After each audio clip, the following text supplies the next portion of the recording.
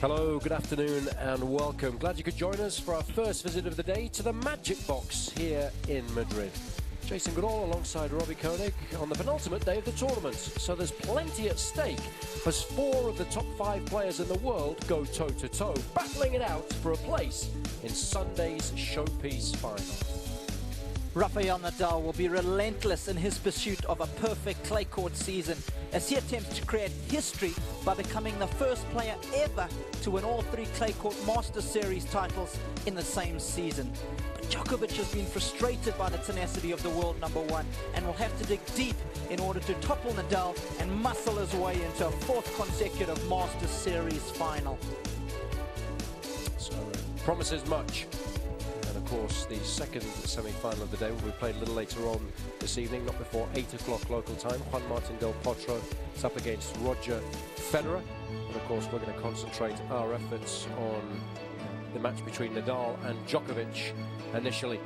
And of course, it is a repeat of the final in Monte Carlo and Rome. And so these two very much the 2 players in form on the European clay. They certainly are. Djokovic has played really, really well. He's turned it around beautifully since that match that he played against Roddick in Indian Wells early on in the season. And I think the clay courts have allowed him to find his groove on his ground strokes, especially Jason. He's had a little bit more time to set up for his shots, and the confidence has grown with each and every match. He's been able to work the points beautifully, and he's found good rhythm, and as a result, he's had good results and has become the 2nd best player this season behind Nadal.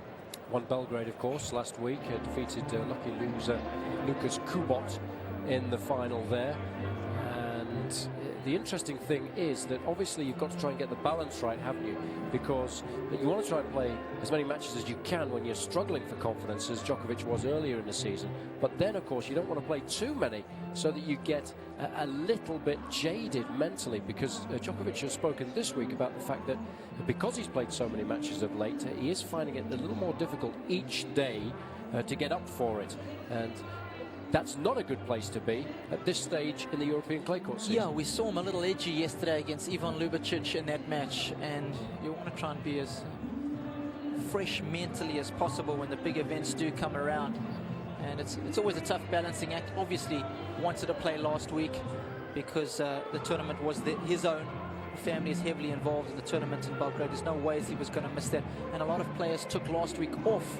So he's had a heavy workload, but I'm sure he's going to rest up well the first couple of days of next week before heading over to Paris, where he's going to try and reproduce his fantastic clay court form. Of course, Nadal played in Barcelona as well. That's a similar scenario, I think, being Spanish. He doesn't want to miss that tournament either, does he? Well, I think what helps Rafa in that department is that his workload is bunched up early on in the clay season rather than later, and I think that benefits him big time. That's an excellent point to make, because early on in the clay court season, of course, you want to play as many matches as you possibly can. But a lot of talking points this week in regard to the rankings, and as I mentioned earlier, we've got 4 of the top 5 players in the world through to the semi-finals. Andy Murray was dispatched yesterday evening by Juan Martín del Potro. And of course, this week there's been a little bit of discussion between Murray and Djokovic. Nadal and Federer have thrown their 10 pennyworth in as well, about whether we should have a 12-month rolling ranking or not. Djokovic is suggesting that it's unfair because his ranking has slipped, yet he's done phenomenally well of late. Yet Murray suggests that he did well last year and at the beginning of this year. So therefore the rankings this week, which is when it changed, reflects all that. Of course it does. And, you know, if Djokovic reaches the final, he'll go back to number 3 today. So, you know, I think it's much ado about nothing. And, you know, focus on the tennis and let the rankings take care of themselves. It's exactly what Nadal does. And as a result of it, doesn't get tied up in all that nonsense and waste valuable energy thinking about that sort of stuff. And guess where he's sitting? Right atop the pile. That's right. He even said the other day that he wouldn't mind if he finished the year ranked number 3 in the world. And Murray was 1 and Djokovic was 2, or Federer was 1 and Djokovic was 2. He said, at the end of the year, I can look myself in a mirror knowing that I've given 100% effort throughout the course of the season. Whatever my ranking is at the end of the season, it doesn't matter. It's been a good season because I've given my best. That's all he tries to do.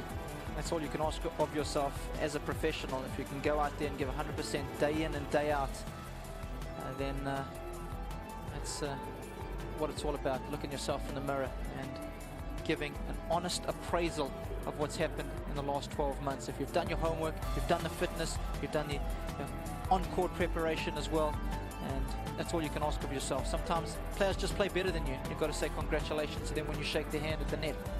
But if you do all of those things, then you're going to have pretty decent results. It's as simple as that. And that's what the players tend to do. They tend to let the results take care of themselves. And of course, if we look at the results throughout the course of the year so far, there are 2 or 3 players that are utterly dominating at the highest level. Of course, Nadal was the winner of the Australian Open and at Masters Series level as well. He was a winner in Indian Wells, and of course, once we hit the clay in Europe, he's the man to beat. There's no question about that. He was victorious in Monte Carlo and of course in Rome. But Murray has also done well. He was a winner in Miami, defeating Djokovic in the final. And so I think those 3 guys have been the 3 that have really stepped to the forefront of the tennis world this season, with somebody like Juan Martín del Potro and Fernando Verdasco just behind those guys. Yeah, they've been knocking on the door. And good win yesterday for del Potro. He was 14-1 against the top 4 players in the world before finally defeating Murray yesterday evening. So he's starting to make inroads now into the quad squad. Because of course, the other match that he won was against Nadal in Miami, which was a phenomenal effort. And it's been great to see Djokovic turn things around this season. And you might think that's a little harsh, turn things around. The guy was ranked 3 in the world, but he was a Grand Slam champion just over 12 months ago. And I see him as one of the world's best players, and those are the standards that he set himself and that I judge him by. And so therefore his results in the second half of last season weren't as good as he would have wanted them to be. So I see this as a way of him turning things around. You're exactly right. And he wants to be seen in that light. He wants to be compared to the best in the sport. Of course, there's no one better, no one even close really to the numbers that Nadal is posting on his favourite surface. A standing ovation from the crowd here, and rightly so. Given in part out of respect for all that he's been able to achieve over the past 5 years, because phenomenally, at just 22, we're already into his 5th year of his clay court dynasty. It's been unbelievable. If he continues in this rich vein of form, he's going to post numbers that I believe may never be touched for 100 years. It's unbelievable what he has been able to do. The competitive juices that he has flowing through his body are quite unbelievable. And the man in your picture is going to have a monumental task today in trying to topple Nadal from this awesome clay court run that he's been on. Well, quite simply, he's never beaten him on clay. So there's 2 ways to look at that. One is, it's an absolute nightmare. What am I going to do? Played him 8 times and ended up shaking hands at the end of the match, losing to him on all 8 occasions. Or, I can't lose to him forever. It's a great opportunity to go out there. I've got nothing to lose. No one here expects me to win this match. So it's a golden opportunity. And I think that's exactly how I'd look at it. And obviously, Nadal the favourite, and he's got to feel the burden of expectation playing here in Madrid, playing here in Spain. It always is the case. But interestingly, he said in his press interview yesterday that he likes being the favourite. Doesn't mind it at all, doesn't bother him. In fact, he'd rather be the favourite than the underdog. So he's prepared for this battle. I guess, what is Djokovic going to do differently today in order to overcome the previous losses that he's had against Nadal? Well, I think the one thing in his favour is that he struggled against Nadal, relatively speaking, in his last couple of matches, even though they've been tight, because he hasn't been able to be aggressive enough throughout the course of the match without making unforced errors. Now, we're playing at altitude this week on a relatively slippery, dry, quick clay court. Now that means that the ball could fly and he could make even more unforced errors, and that would obviously be a nightmare scenario. But it also means that Nadal might find it more difficult to defend, which would play in his favour. Okay, some reminders. We have the TV changeover, so please be sitting to the same time. And the ball mouse inspection, 1 return stop. I go down and check it. And please help me out with the 5 minutes warm-up. We have been told, so we do our best. After the toss, one team picture, okay? Yes. No, for sure. No, it's up on my head. Yeah, your choice, please. Yes, sir. Sir? Okay, good. Photo, please.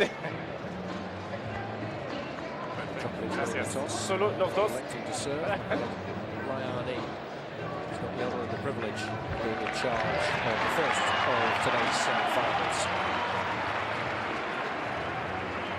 It's a stunning day today here in Madrid. With highs of 25 degrees centigrade, 78 degrees Fahrenheit. No wind whatsoever.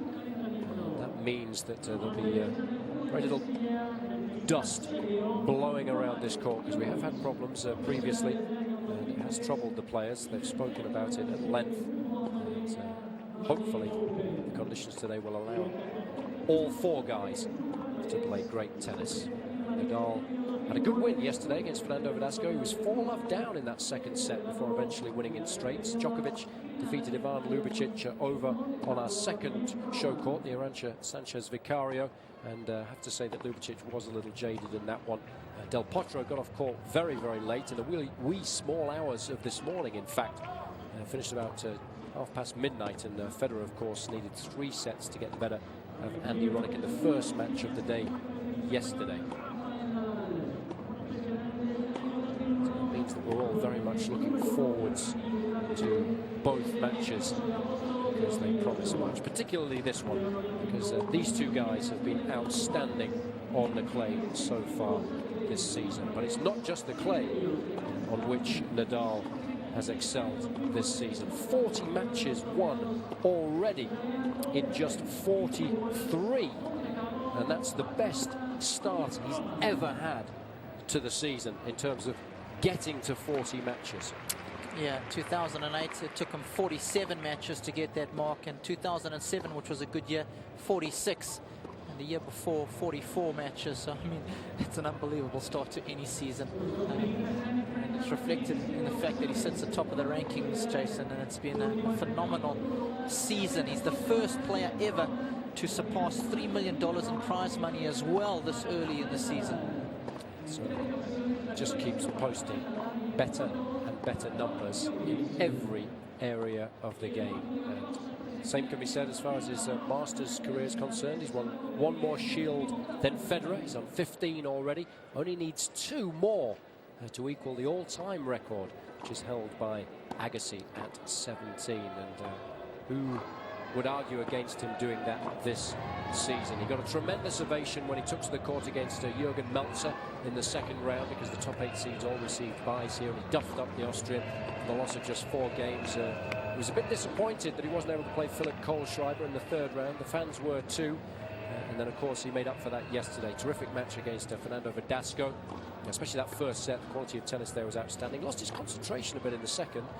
He fell behind 4-love, but the response was magnificent, and did remarkably well to win that one in straight sets. So we've given him a lot of confidence coming into this particular match, because I think if Djokovic is going to get the better of Nadal, he's going to have to pretty much play as well as Verdasco did in the first 4 games of the second set. Except he's going to have to do it for 2.5 hours at the very least. They had a good match in the finals in Monte Carlo. I thought Djokovic played well. They had a good attacking game plan. Just wasn't able to sustain the level, though. Yeah, that's the key, if you can do it throughout the course of the match. Djokovic isn't far behind Nadal in terms of wins. He's at 37 in total, but of course he has lost a fair few matches along the way, especially early on in the season when he was really struggling. But there's no doubt about the fact that he firmly belongs inside the top 4 in the world. These guys are head and shoulders above everybody else. And even when we suggest that he was struggling early on in the season, his results were good. Semi-finals in Sydney, quarter-finals of the Australian Open, reached the semi-finals in Marseille, won Dubai, and of course made the quarter-finals in Indian Wells before he started to turn things around by making the final thereafter of all of the Masters Series events that he entered. And already he's got a good record at this level, 75 wins. That's impressive. A good ratio of 3-1 in terms of his wins and his losses. And so far this season, 19-4. So you cannot complain when you're playing as well as that. And this week, is yet to drop a set. It's a pretty decent draw, that. Hernandez can make some balls, as can Seppi, but we would fully expect Djokovic to win those. And I think if you play Ljubicic in the quarterfinals, with all due respect to the Croat, you'd be pretty pleased with that. Certainly would be. So he's had a pretty decent draw coming in to this match. He should have plenty of energy in the tank in order to take on Nadal, and you do need that when you take on the world #1, because we know on this surface he really does make you cover a lot of court, and he really wears you down mentally. So if you're feeling fresh, if your legs are strong, you're able to hang tough mentally. Played 17 times previously, these two. That's a lot of tennis, and they've played 8 times on this particular surface, and Nadal has won each and every one of those. And of course the last time they played was the Rome final. The first set was very, very tight, as was the final in Monte Carlo.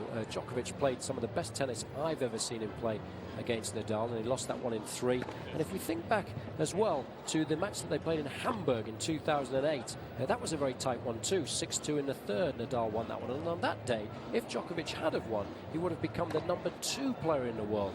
So these guys have had some terrific tussles on the clay, but Nadal has been just that little bit too consistent throughout the course of the match, each and every time. But if you keep putting yourself in the position to go close, you've got to back yourself one day to fall over the finish line. Of course you have, and as long as you can learn from your previous meetings and try and analyze it and get some info that can help you next time you get into that situation, I think that's all you can ask of yourself if you're a player. He's got a good, important job to do this afternoon, 1 minute.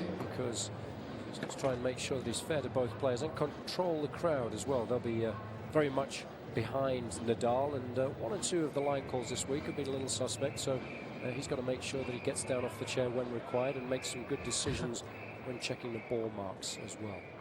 He doesn't mind jumping into the limelight, always very quick off his chair, likes to be part of the show. Marian Vida was sweating profusely, figuratively speaking, at the beginning of the season, because some of those performances we saw from Djokovic were really poor, and usually when that happens, the first guy that gets fired is the coach. But Djokovic went down the other route and fired his fitness trainer. Got a new guy on board who used to train Thomas Muster. They've been working hard for a few weeks now, and that was important because he was struggling physically, wasn't he, at the beginning of the season? Yeah, he certainly was. A couple of retirements, and was just struggling with his breathing, and perhaps feeling like his lungs weren't strong enough. So it's good to see him have a good look at himself in the mirror and realize that there was work to be done, and went out and hired somebody who's been a mentor to one of the fittest guys ever to play our sport. We know what an animal Muster was, especially on this surface. And that gives you confidence on the court as well. Nadal is the best example of that. He knows he can play for 5 hours, and the numbers that he posts in the 5th set will be just as good as the 1st set. He won't tire at all. And so therefore he doesn't have to worry about a lot of stuff that Djokovic was worrying about in America earlier this year, when if it went to 3 sets he was dying on his feet. So it's so important to take care of business off court when you're thinking about becoming the best player on court. You know, these days the sport has become such a physical thing, more so than ever.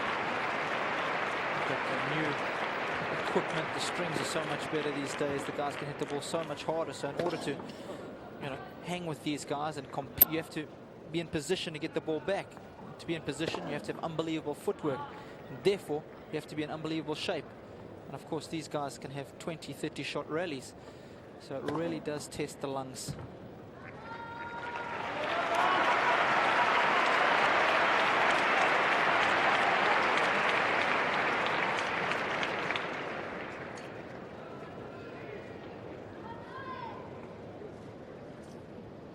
This the 3rd in the trilogy of matches between these two on clay this season. Nadal has triumphed in the 2 previous big matches in Monte Carlo and in Rome. Both of those, of course, were finals.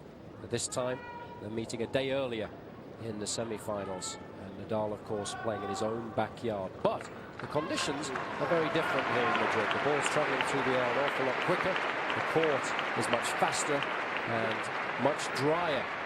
So the big question is, can Djokovic make good use of the different conditions this week to finally beat Nadal on clay?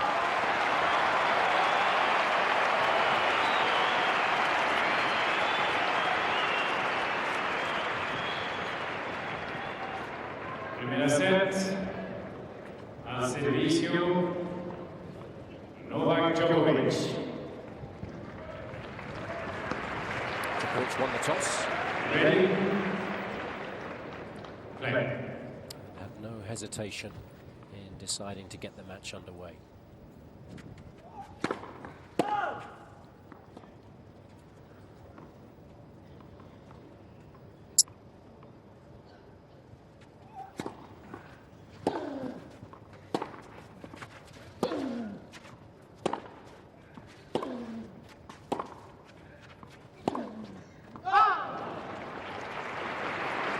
Couple of things that the players have come in regard to the court. One is that bounces, and it's a little chewed up as it dries out, so we'll have to keep an eye on that. And the second is that it's a very firm court as well. The ball's bouncing extraordinarily high. And Nadal spoke yesterday of his difficulty in controlling the ball when it gets above shoulder height.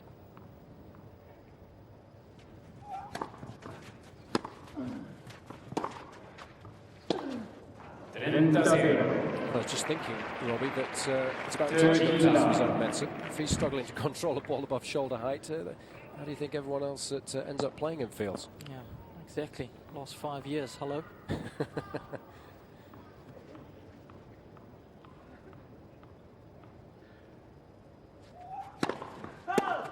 Some orthopedic surgeons around the world have made a lot of money as a result of Nadal's forehand. And psychiatrists too.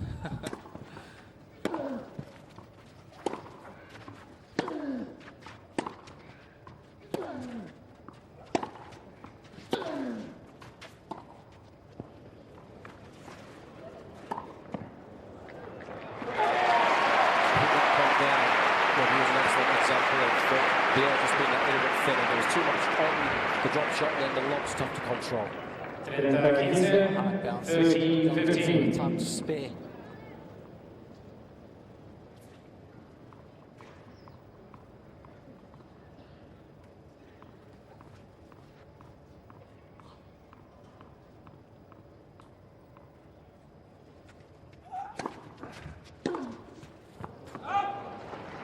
Novak 40-15.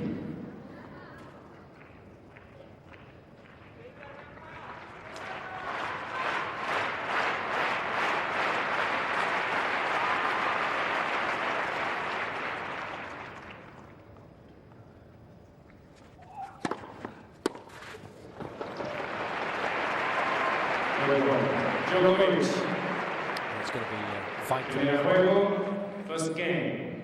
Djokovic to serve effectively this afternoon, because the returner serve is one of the toughest shots to play in conditions like these. If you just try and push the ball back in play, you tend to lose control of the ball.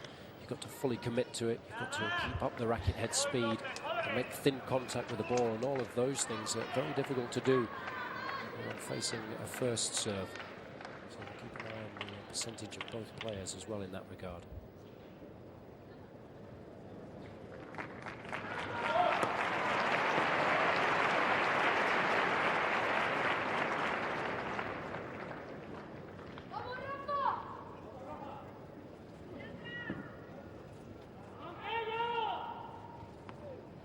Al servicio, Rafael Nadal.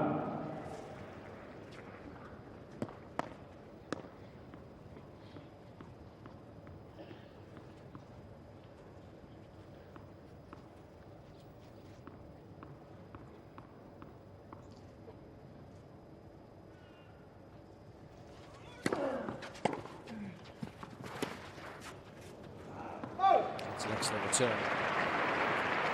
0-15, 15.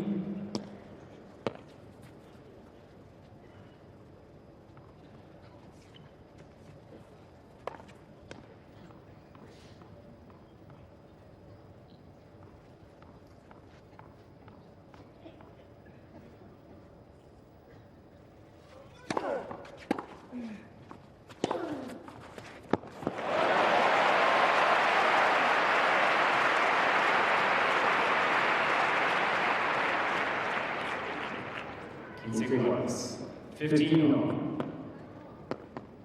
So important to get the ball back nice and deep if you can. Stop Nadal being that aggressive with his favourite shot.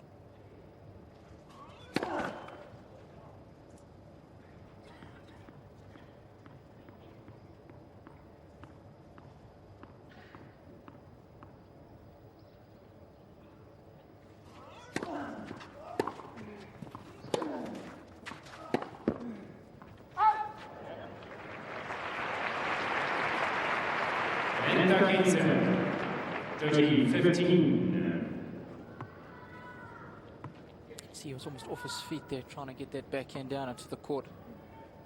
Indication of how it's rearing off at the surface.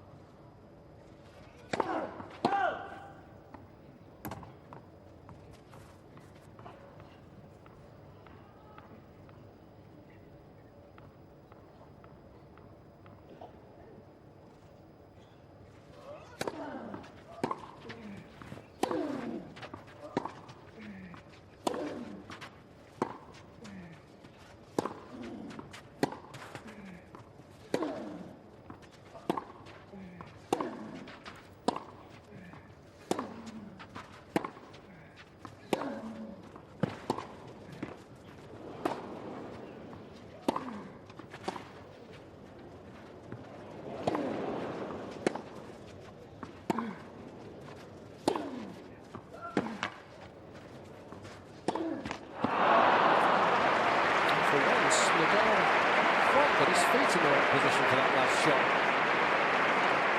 Giving himself enough room to be able to play it. Doesn't have enough space in order to create the angle.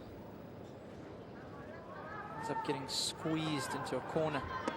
Both players working really hard. All the more reason to be fit when you play at altitude. There's oxygen in the air, so it takes its toll. If you're not fit, the next point you're still tired. No chance against a guy like Nadal if you're not fit. Just wear you out.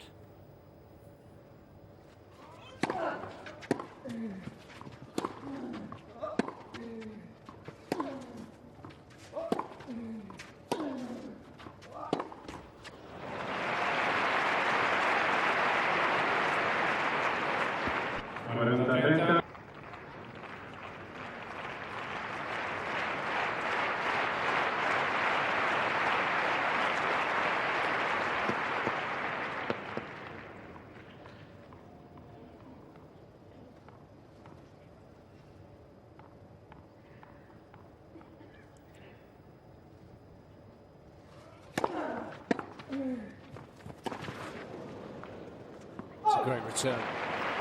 It's going to be a nice little battle within this huge lead today. The Nadal serve and the effectiveness of it, and the quality of the Djokovic return. No, it's normally.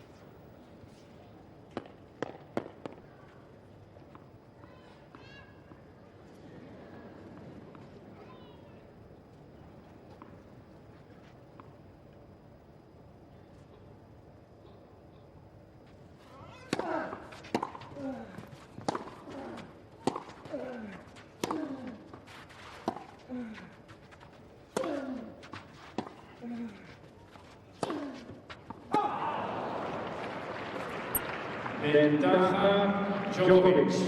It's all relative, obviously, but this is a poor start by Nadal. One first off foot total, and put that into perspective for you. The only way over Meltzer. It's important that Djokovic takes advantage of this particular passage in play.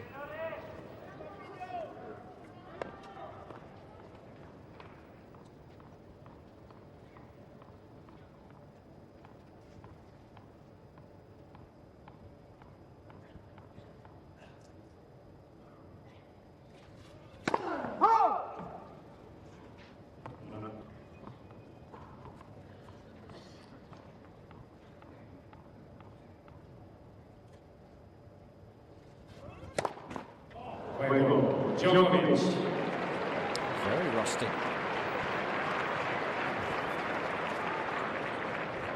Djokovic 2-0, 2 games to love. Most unusual, and Djokovic does indeed take full advantage of that very generous donation.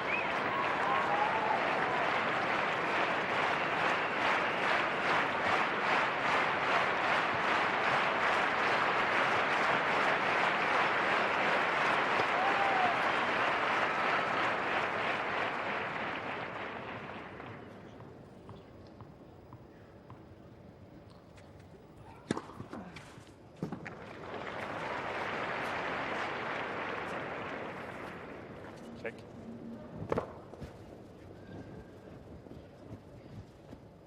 Yeah, just missed here.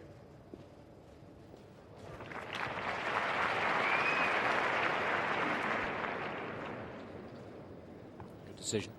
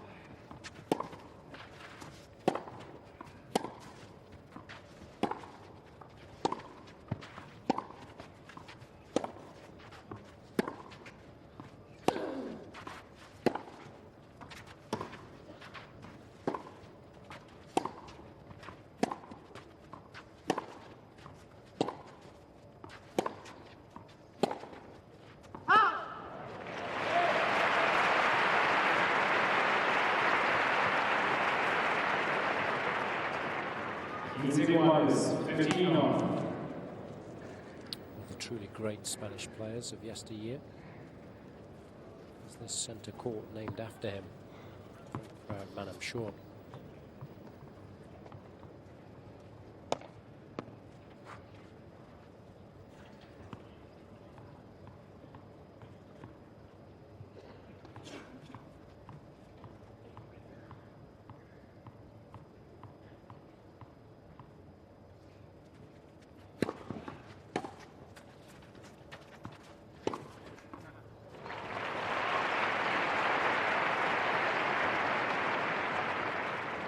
And Kingston, 30-15.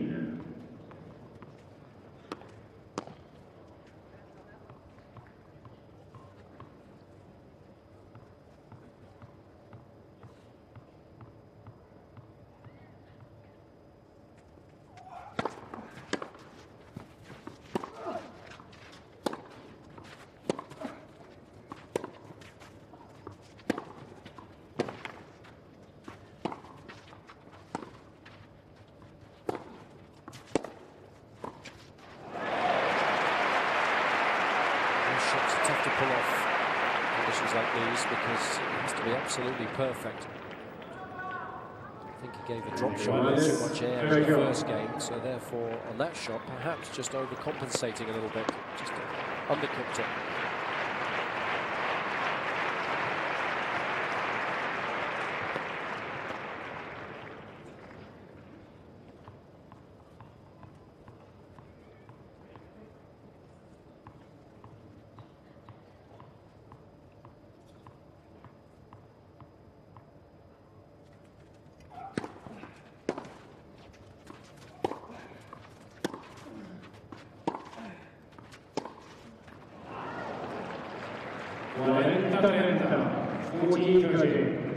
Definitely out of sorts initially. He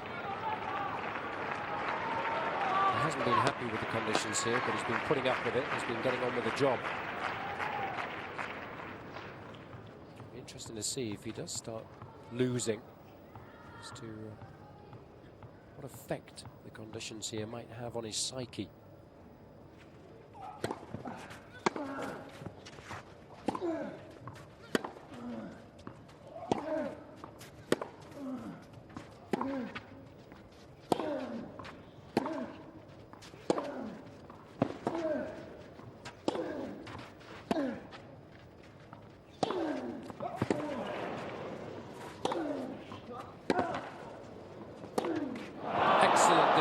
from Djokovic. He's got off to a flyer here. Even his wildest dreams, I don't think he would have envisaged having a 3-love lead in the first set.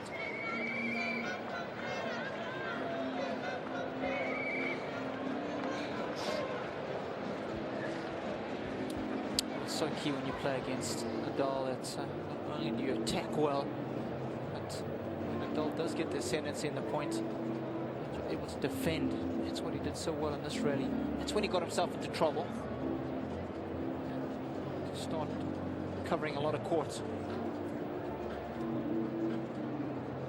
See Nadal right up against the baseline, and Djokovic a good 2.5, 3 meters behind.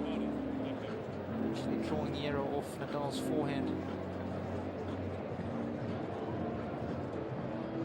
Definitely not feeding that forehand as well as he usually does.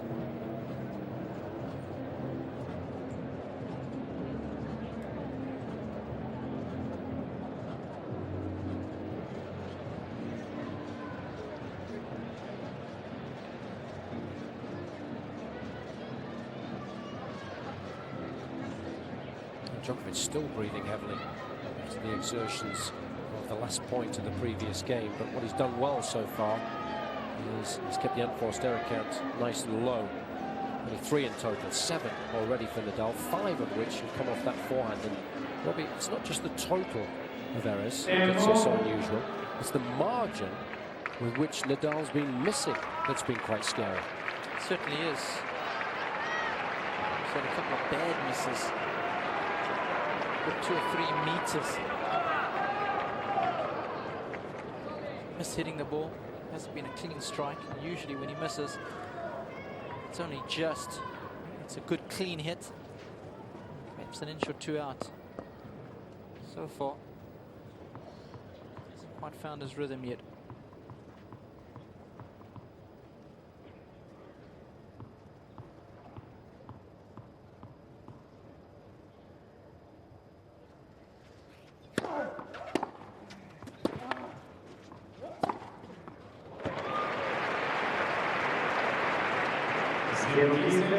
Number 13.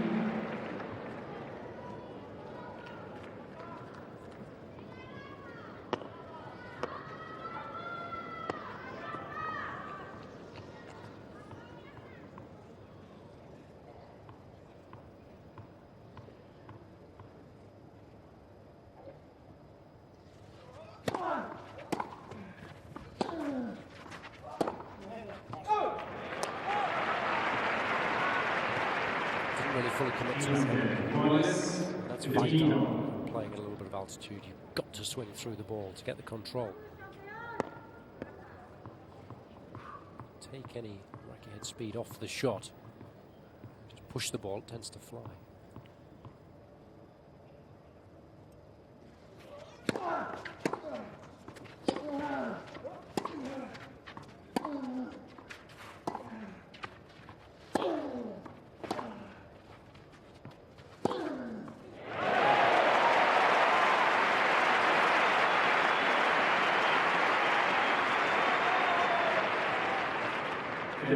Kings 13-15.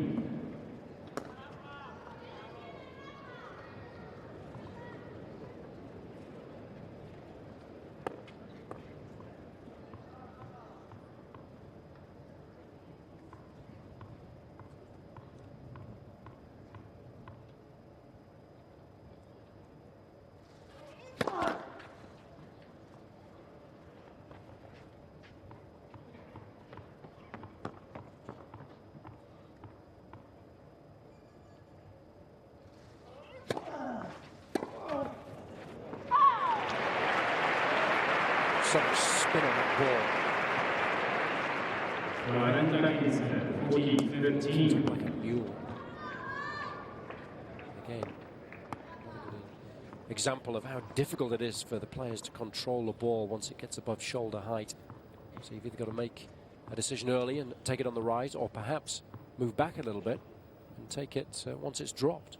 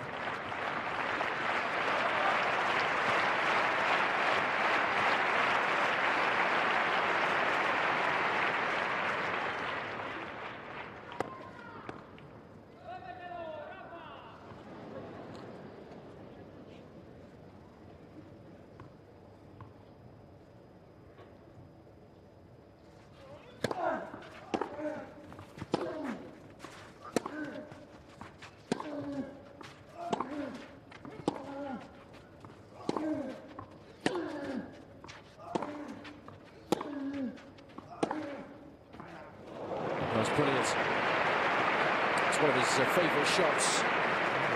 His timing his backhand's very smoothly so far today. He's almost falling back when he hits that last shot. The timing is so good.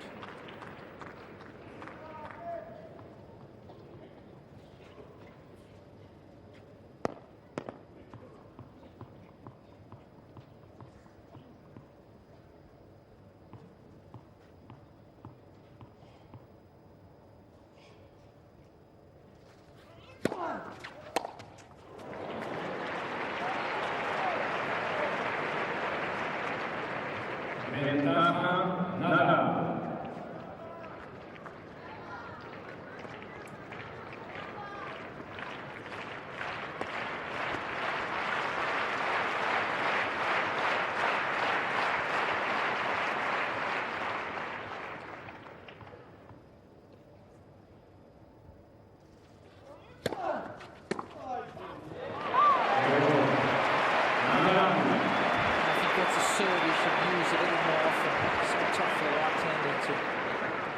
Turn that one off the forehand side, and we know it's the weak going as far as Djokovic is concerned.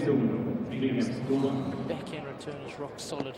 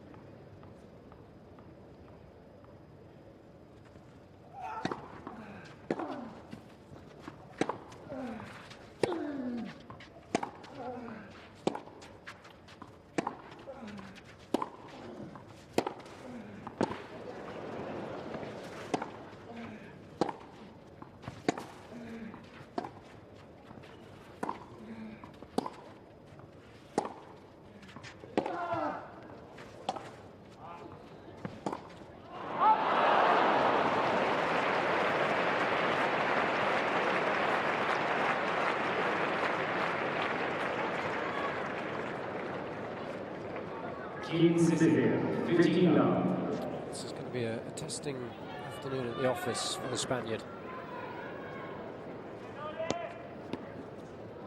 Relatively speaking, a shed full of unforced errors so far. Most unusual.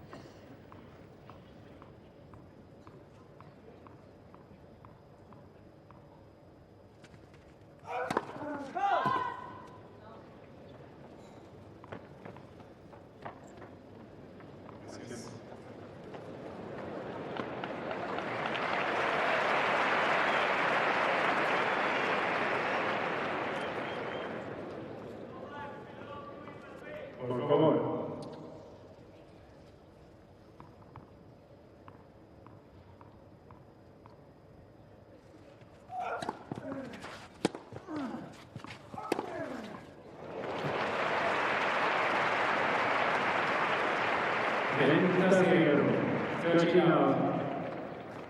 Watching the ball like a hawk and able to hit down on it because he managed to get up the court into a really good position.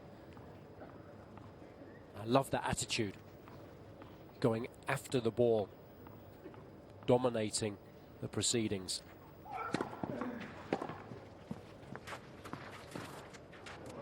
It's a nice variation there because Nadal was so deep behind his baseline, the timing was perfect. Of course it was. And previous point was pushing Nadal back, therefore opening up the front of the court next time round.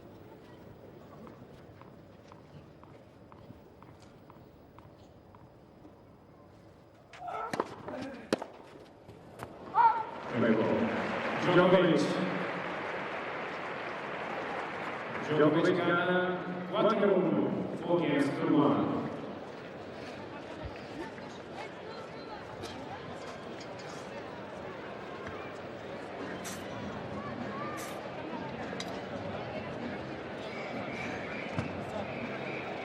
It's been a perfect start for the serve. Perhaps smashed. It's bueno here. It's come, yeah, very good. Served well today as Djokovic. It's been the key. 15-0. He's only lost 2 points when they've first gone in. He's painted the lines regularly.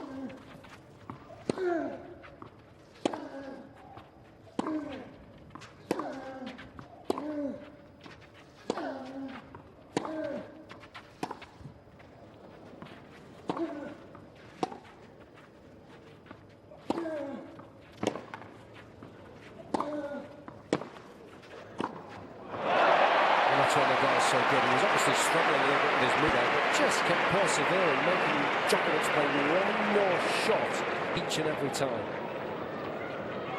For the team. Didn't have to hit that good. I think anywhere in the court would have sufficed. But that's the Nadal of making something special against him.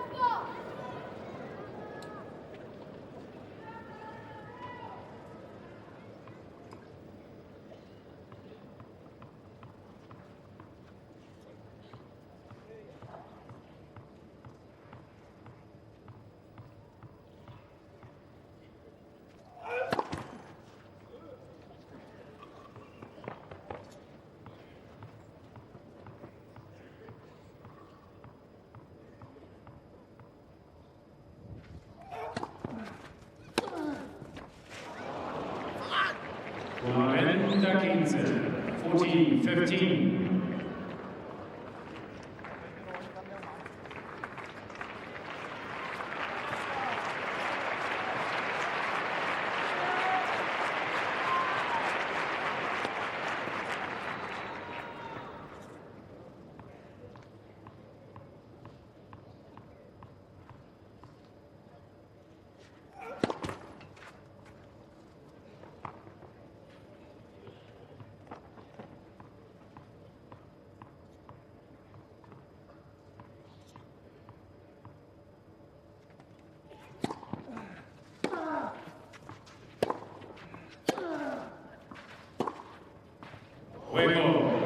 Djokovic.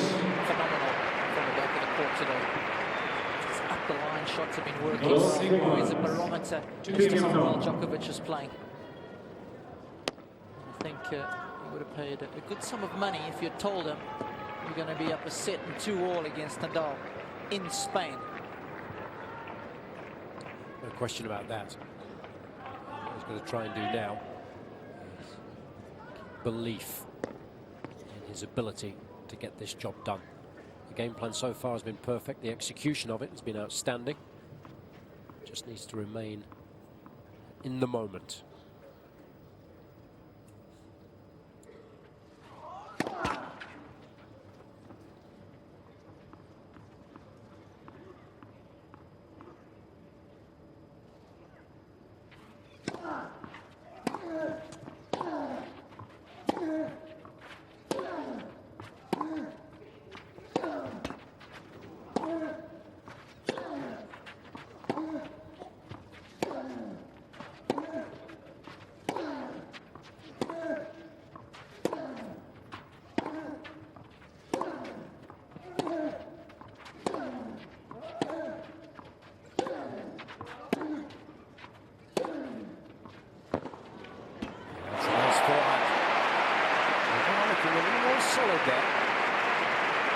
what's interesting, Robbie, as well is sometimes it does affect opponents when suddenly you look down the other end of the court and your opponent's got some strapping on the leg and they've had an injury timeout.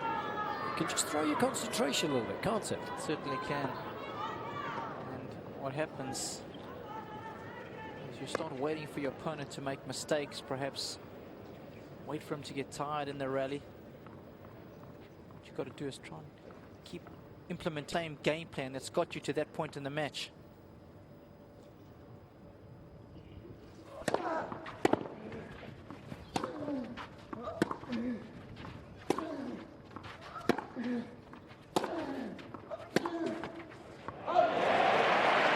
It's absolutely crucial. You can't allow Nadal now to start dictating play.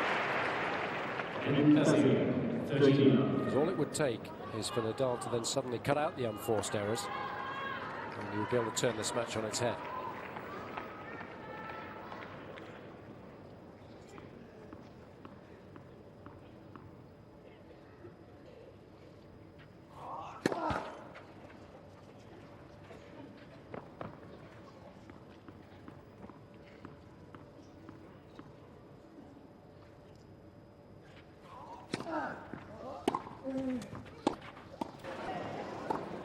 Nothing wrong with the movement there.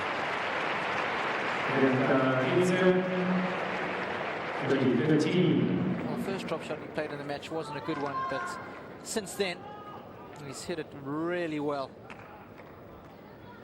Not easy to outmaneuver Nadal with that particular shot.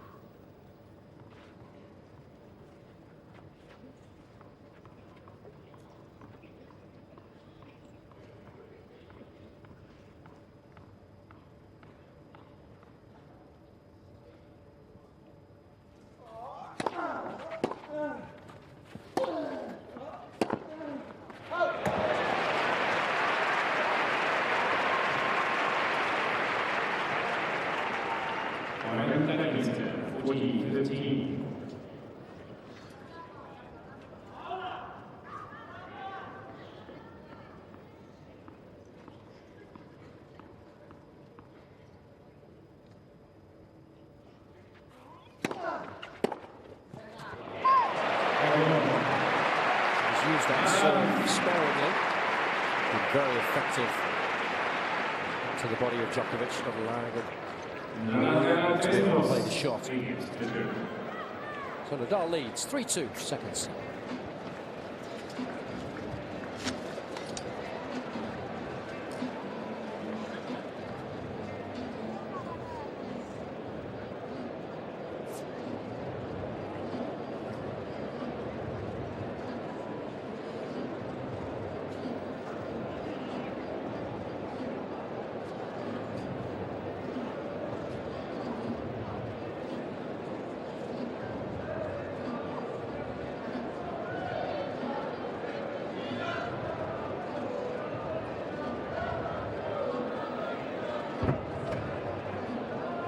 Full house today, 12,500.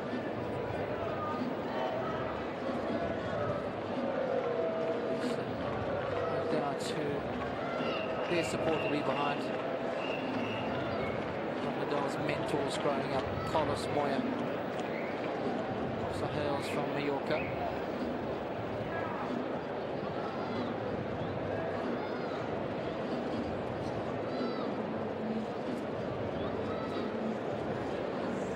The majority of the fans here will be bemused with all that they were witness to in the opening set. Nadal's certainly off colour.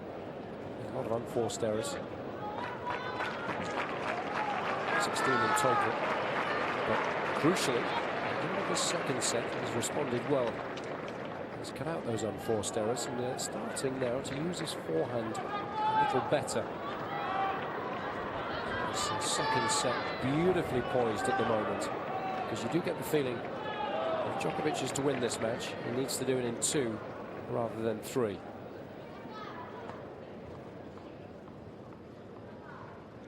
Remember, all of his previous victories over Nadal have been won in straight sets.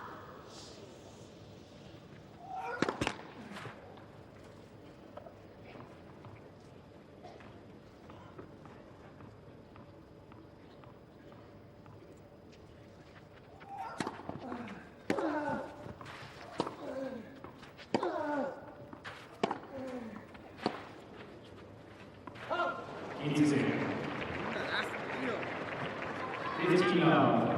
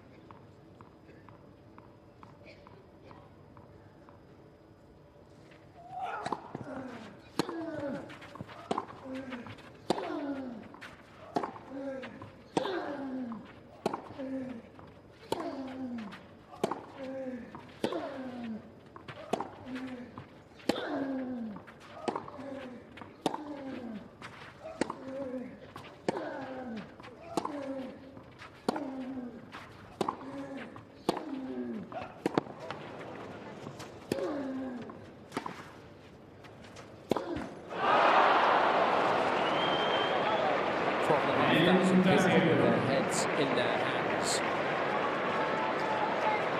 The point was constructed beautifully until the very last stroke. Full marks to Djokovic for staying in the rally as long as he did.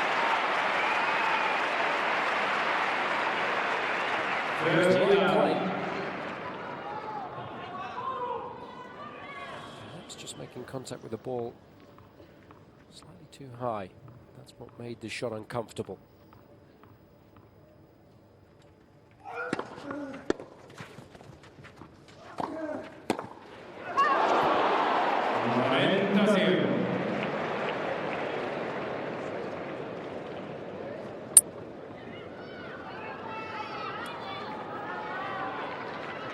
Tell you what, it's never over till it's over against this guy. He almost made that forehand. Look at the reaction of the people behind. They got a good look at it.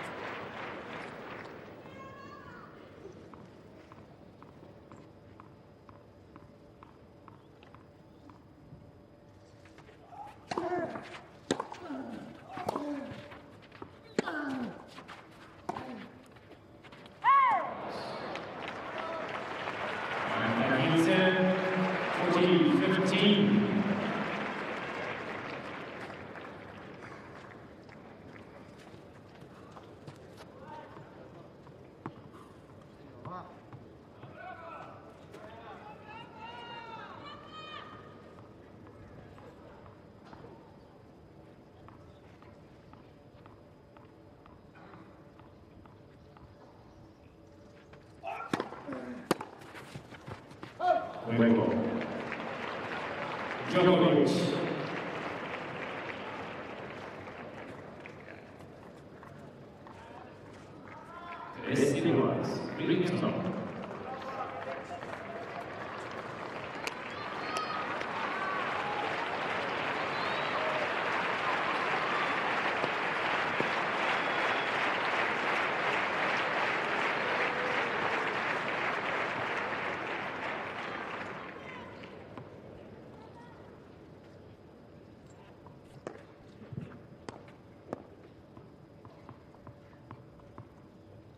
Nadal readying himself for a full game.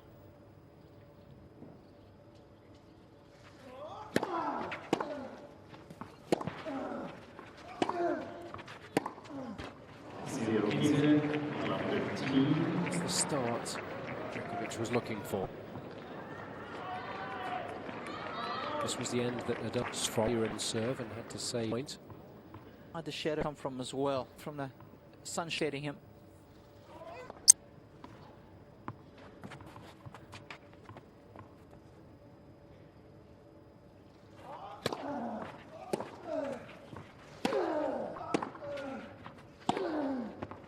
He's made it. Only just outside edge of the line. That's all that's required. It's resulted in a fair bit of his $20 million prize money.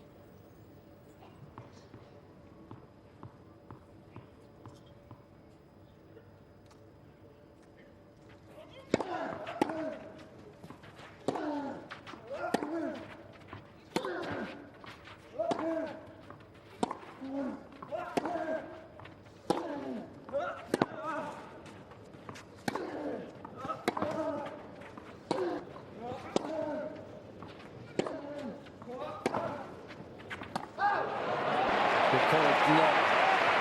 Points a decent call. And he's definitely starting to play better tennis now. He's continuing to finish. He's making Djokovic work hard, both physically and mentally now. This is the stage in the match. Djokovic has to work extremely hard. He's got to weather the storm.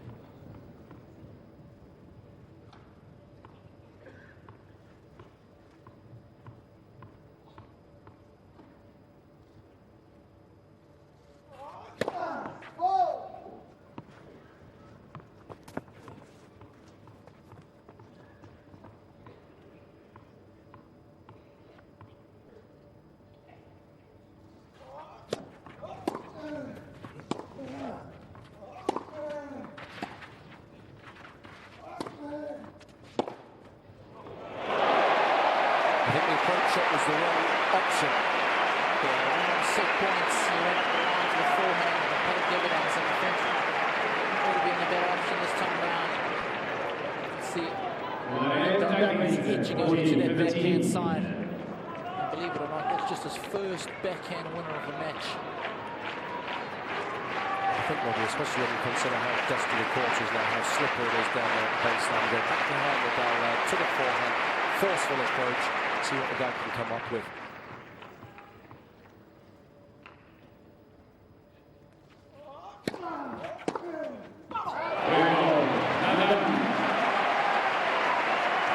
Testing time for Djokovic. We're waiting for a response from Nadal. We've got one in this second set. The top seed edges into the lead once more. 4-3.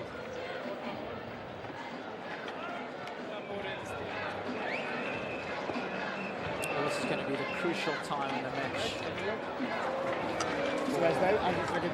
Especially Djokovic, I think. Can he live with Nadal during this tough period now as he approaches, well, should I say, while the finishing line is still in sight? A couple of chances, got the first point in that last game. Had a few break points early on in the beginning of the set, so those things start to play on your mind.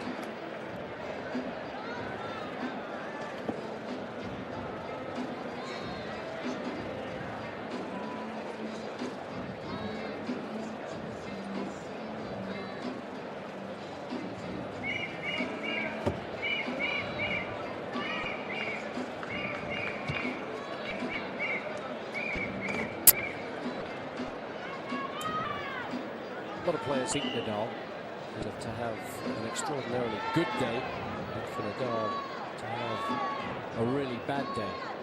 And I think today it's a combination of those two things which is allowing Djokovic the opportunity to win the match. It certainly is. 25 unforced errors from the racket of Nadal so far. Forehand hasn't been firing. Accounting for 15 of those 25 unforced. Djokovic has played well. He served well, effectively, should I say, especially at first serve, only lost 3 points on it. But I think the only thing that will worry him in that regard is the fact that in the second set he's only made 7 of the first serves, 40%. First set, much higher than that. If he continues to Nadal, looks at his second, could well suffer. That's why this period of play right now is going to be so important. It's when he has to elevate his game, at least for the remainder of this set, if he wants to win in straights.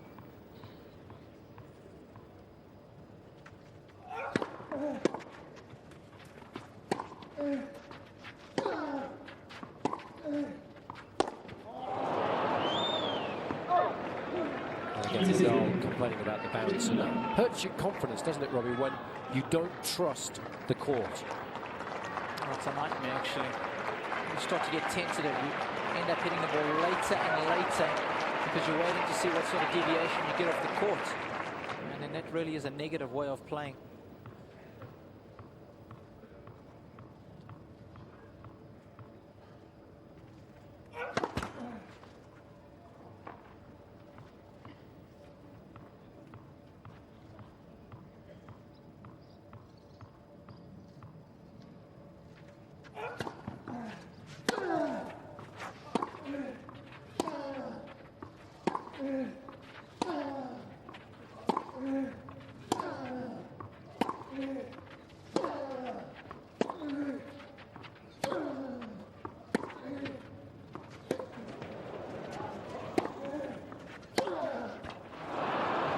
Those are the tactics that we discussed at the beginning of the match, which have been very fruitful for Djokovic, rather, against Nadal today. Deep, aggressive shot to the Spaniard's forehead.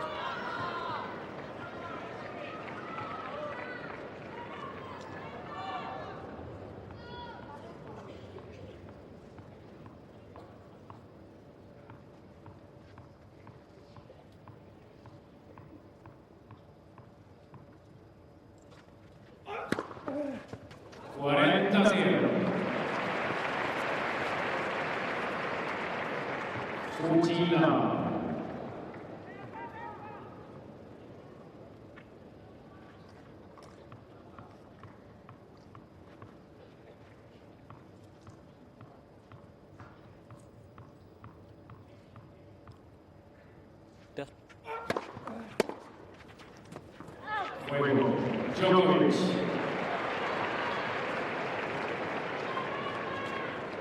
A couple of meaty first serves. Just what the doctor ordered. Makes such a big difference. Because as well, if you can hold serve quickly at this stage in the set, it takes all the pressure off. And then you can go hunting for a break of serve.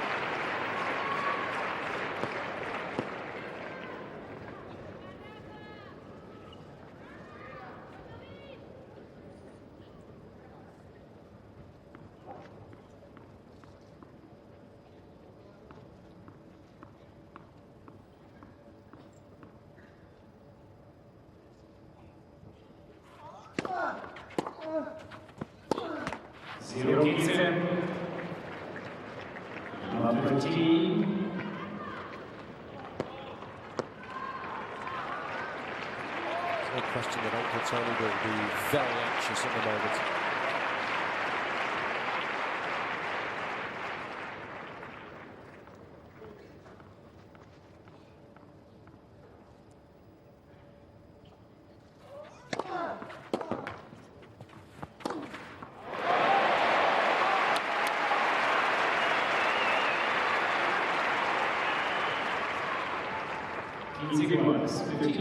It's the importance of getting a decent serve in, because it gives you so many options when you get the short reply. Nadal very easily there could have gone into the open court, still would have won the point.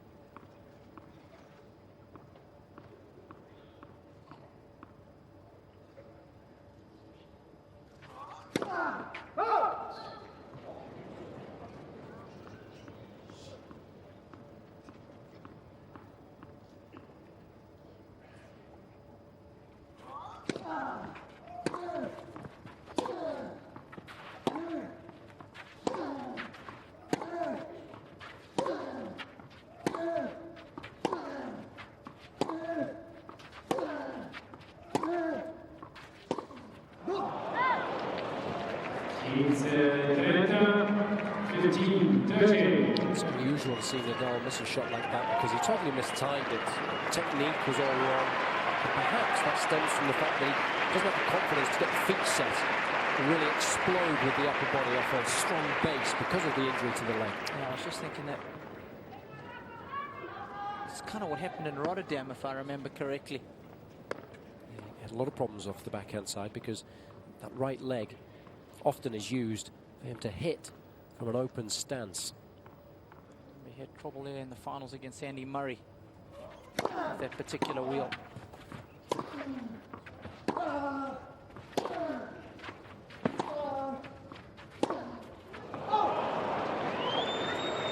It's 15-14. So in effect, in the first set, Djokovic did a good job of exploiting the forehand. But in the second set here, it's the backhand that started to let Nadal down.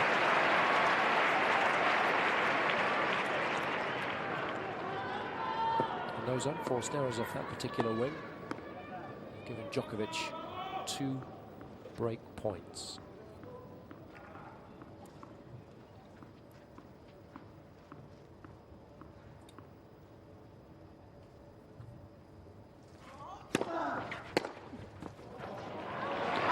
There's the favourite serve again. Surely got to start anticipating that one, especially to the juice side. 30-14.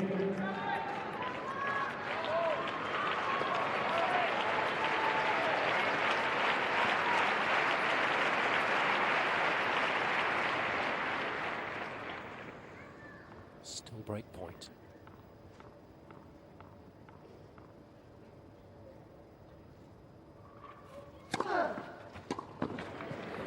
That's a brilliant serve.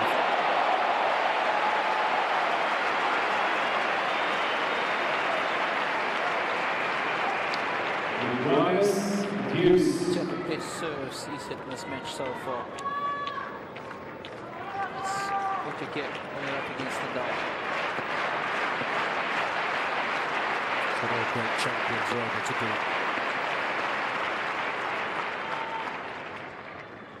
Find their best tennis when they need it most.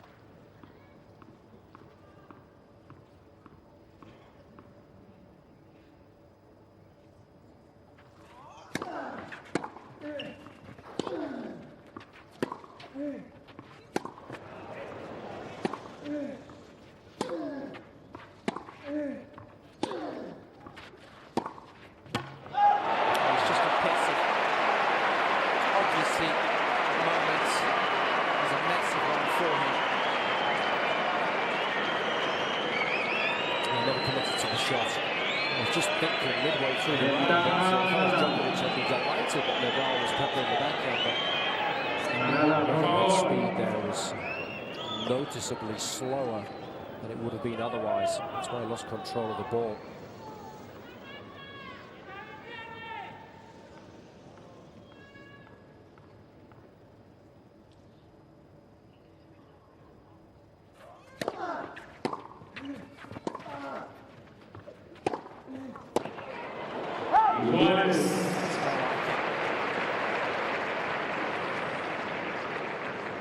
Almost annoyed at himself, venting his frustration on that forehand because he knows that's how he needs to play if he wants to win this match. It's a lot easier to do when you are frustrated. You kind of mentally, you've almost thrown in the towel. And what you've got to try and do is be just as aggressive now. You're back in the game. That's what you've got to do. You've got to almost forget about the outcome of the match. Play the ball. Forget about the score.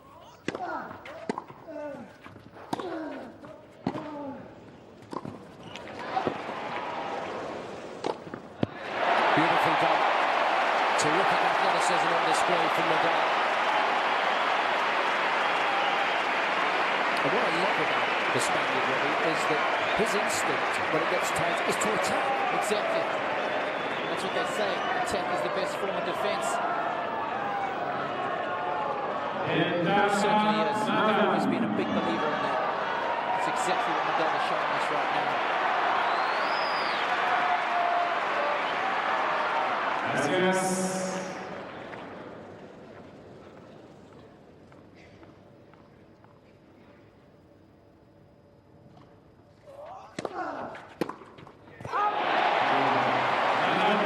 Djokovic will be disappointed. He's had 3 break points in this set. Hasn't made a return on any of them.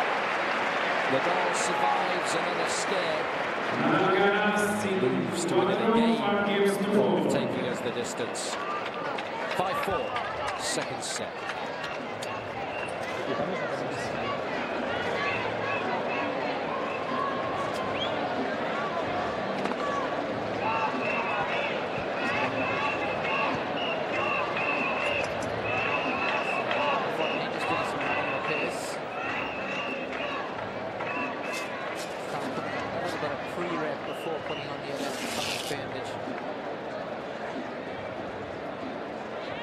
Good job Nadal waxes his legs, otherwise a little painful.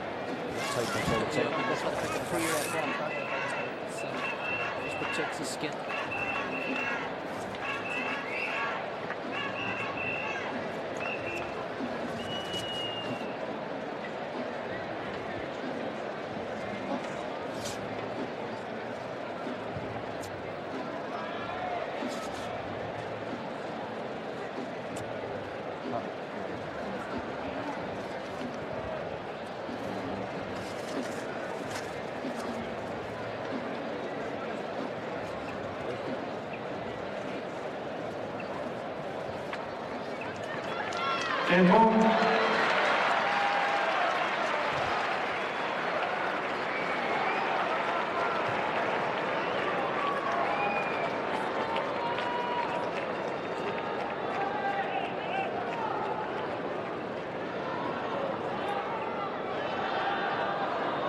crowd urging Nadal on, looking for a response from their hero.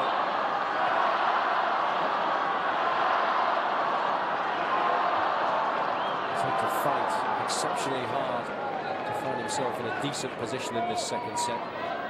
Gracias.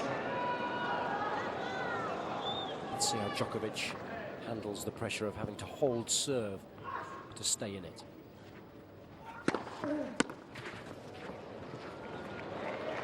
15-0, Virginia.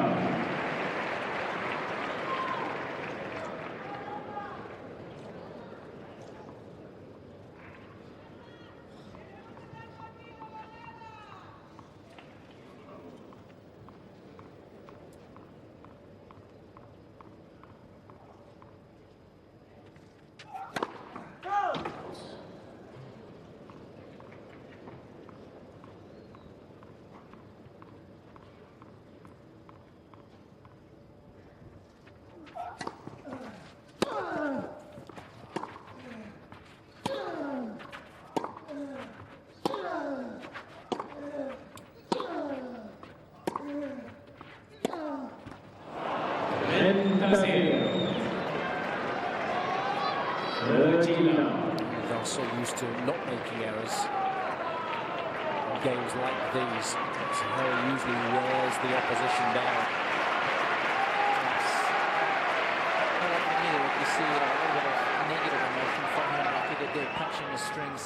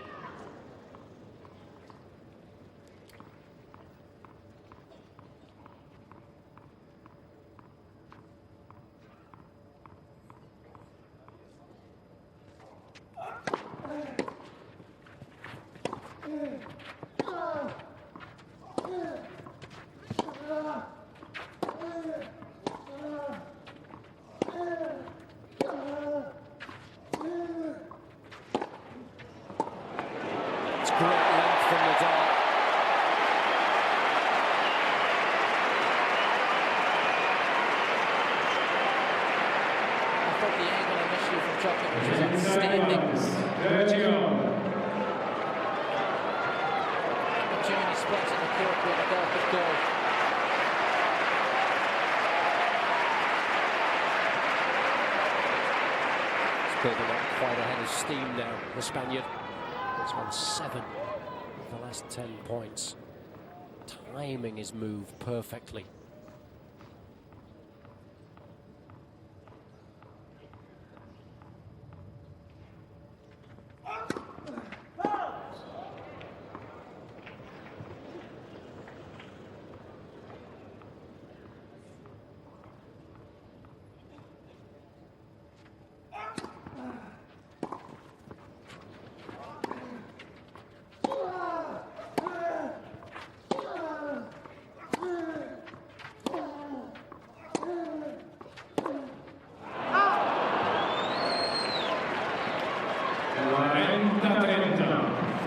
Aggressive there was Djokovic.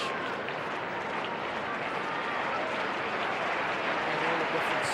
Looking towards his camp, looking for some support.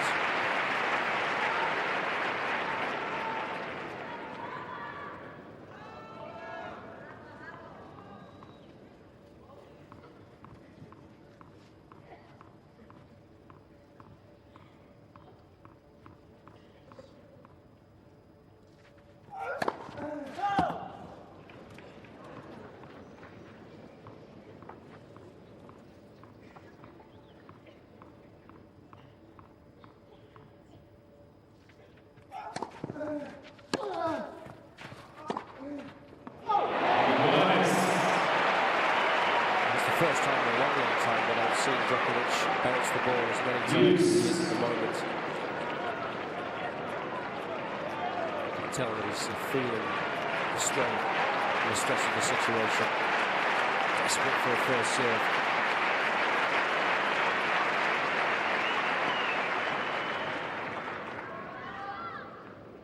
Both players are dangerously close in terms of the time that they're taking between points. Only supposed to take 25 seconds, remember. Let servicio.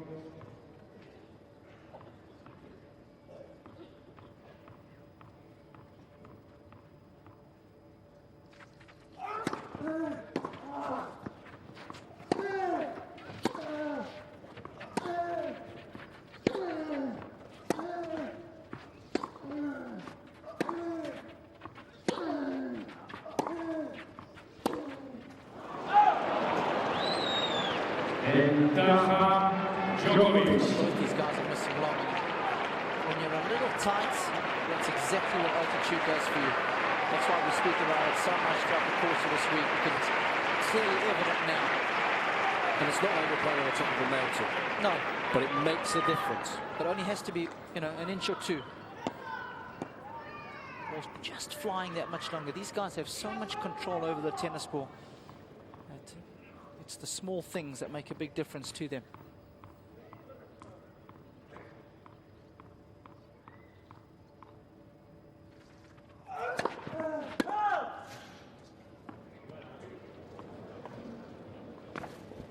Yeah, see it. Bueno. This one. Es bueno. So we'll have two.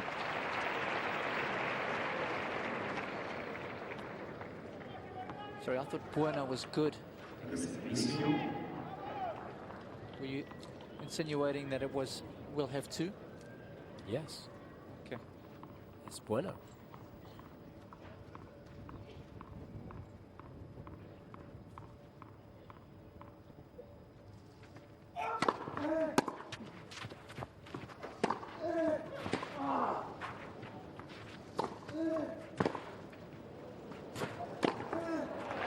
It's a big hold. Yeah, it certainly was, Jason. Djokovic.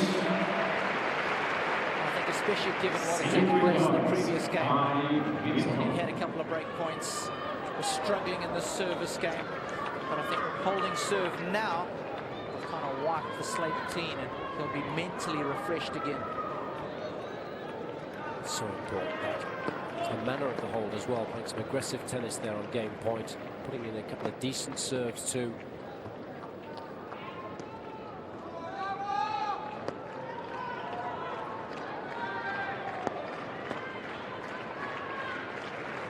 It's a very tense set, this.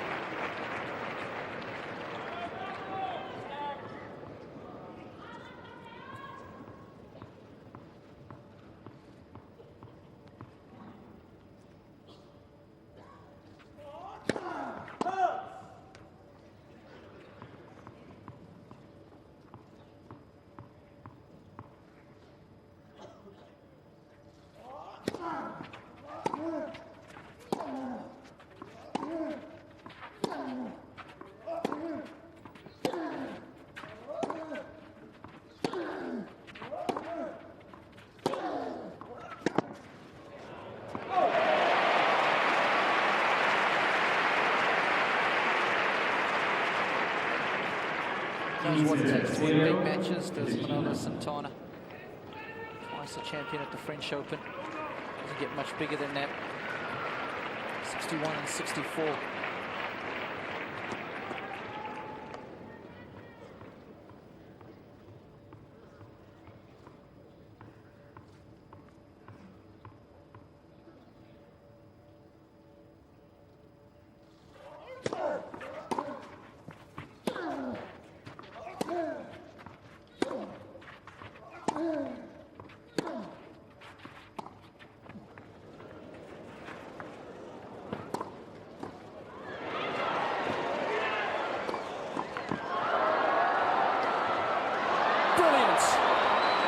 Phenomenal tennis from Djokovic. What a hustle. Had to bring everything to the table here. Easy ones. Great get this one. So difficult, not a lot to do in the reaction. Brilliant. But greeted with stunned silence. That's what was so strange about it. Look at the athleticism. Still ready for the next one as well if it was coming back. Got to try and get the heart rate back down now.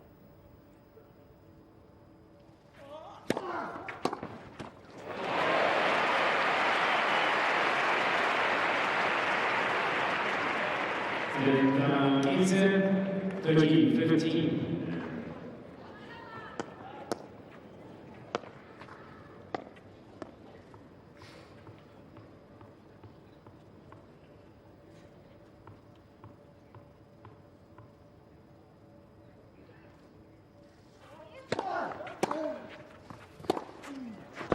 And take ones.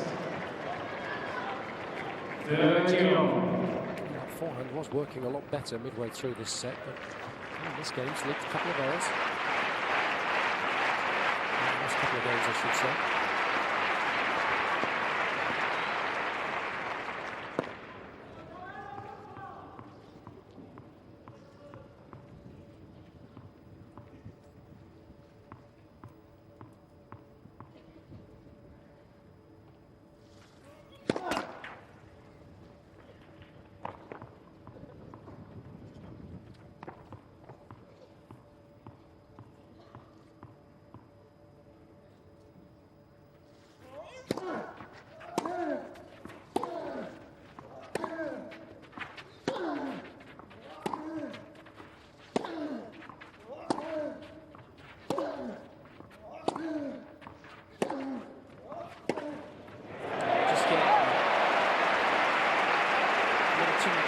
Spin as far as Djokovic is concerned on that forehand. He's not hitting through the ball enough, and as a result, he's dropping short. 40-30. I'd like to have seen him go to the forehand now. He had an opportunity. Just working up the court. To allow Nadal to get set with the feet and just trade blows off the backhand is dangerous because, of course, he's going cross-court to the Djokovic forehand, which is his slightly weaker shot. So Nadal would take that every day of the week, given the importance of the point.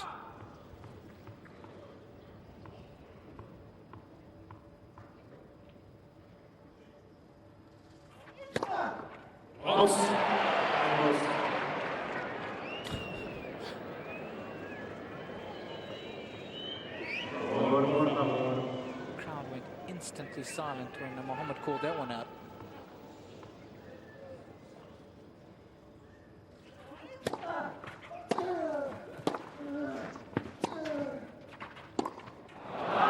was an excellent return of serve, I think. Big thing is he's got to do it on this side, Jason. He's fine when he's playing from behind. When he's ahead or neutral with Nadal, that's when he's getting a bit passive.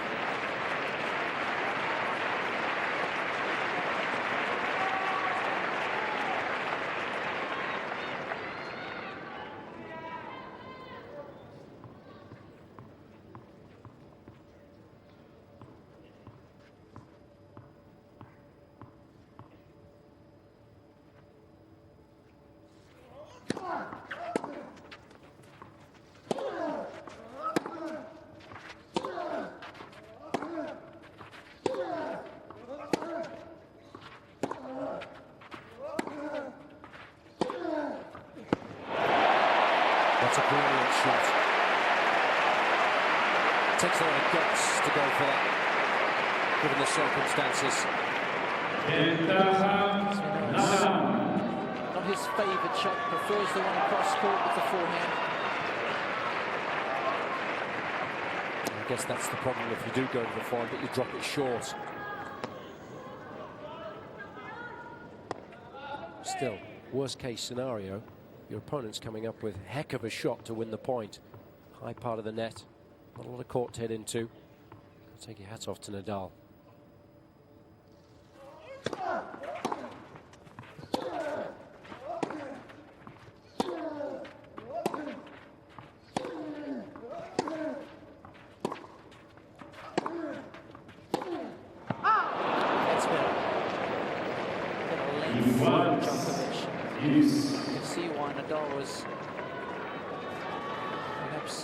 bit more fortunate the first time around. A shorter ball, it's more percentage play. Unusual to see Nadal make that error of judgment. Monumental game, this one now. Just taking us over the 2-hour mark.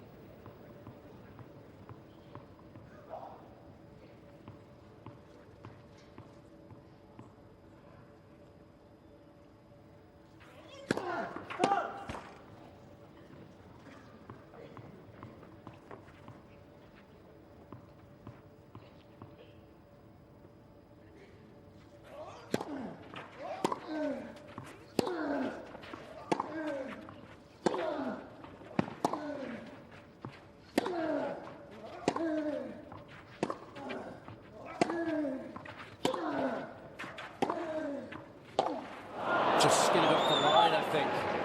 Nadal is so unlucky. Ventaja Djokovic. It was good to see Djokovic there go with the flat forehand midway through that rally towards Nadal's forehand. It's the big question now is, can Djokovic get one of these breakpoint serves back in play, get himself into the rally, because he struggled to do that in this second set. 0 for 3 on break points in the second set, and 0 for 3 in terms of returns made on break points.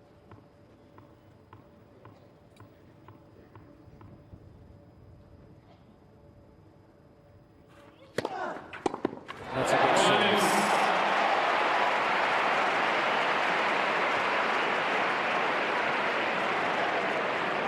It's amazing how he's done it. Yes. Djokovic can't believe it. Pleading to the gods.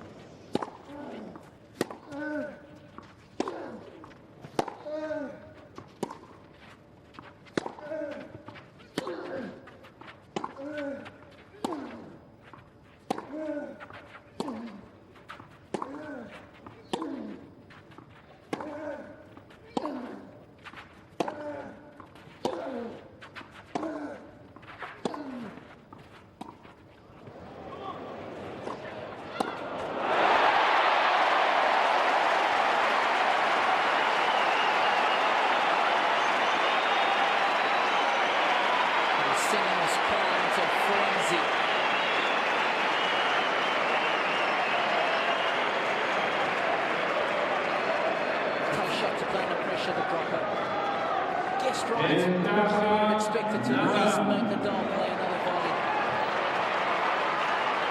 You can see what he's trying to do, trying to disrupt Nadal's rhythm, take him off the baseline, but such a difficult shot to play at the best of times, let alone full juice after a 28-stroke rally.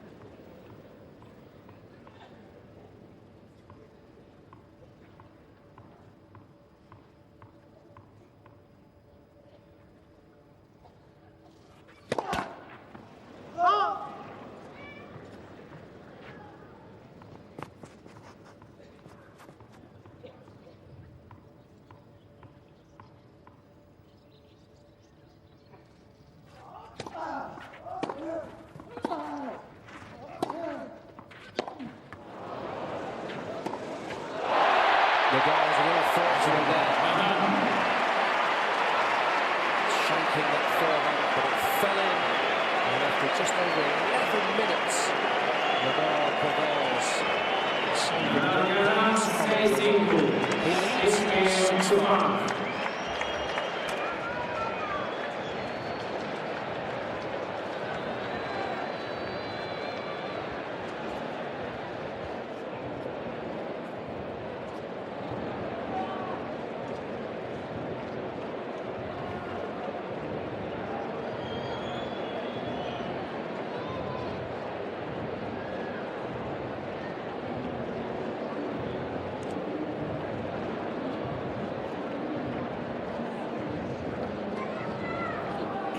just think it's better, Jason, for Djokovic not to have all these break points and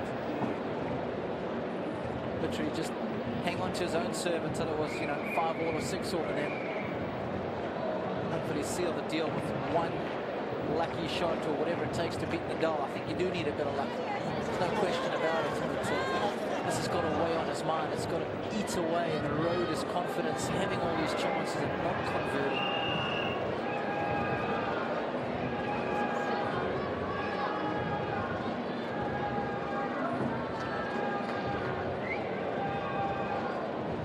Well, there's plenty of talking points in this second set. There's a real buzz around this arena now,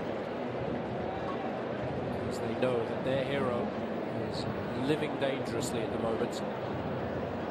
They still believe that they'll be able to get the job done, and how could they not? His record on clay is absolutely phenomenal.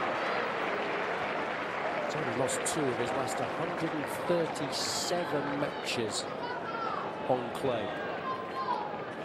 So the odds still stacked against Djokovic, even though he leads by a set, and we're on serve at the tail end of the second.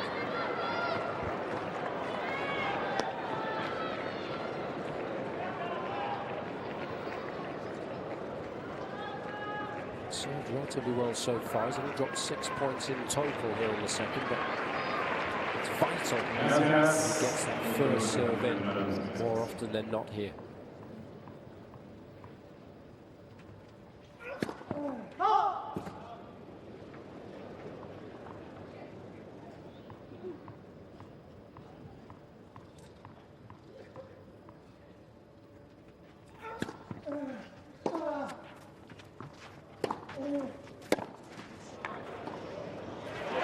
Got to be careful. That drop shot is going to cost Djokovic the match if he's not careful.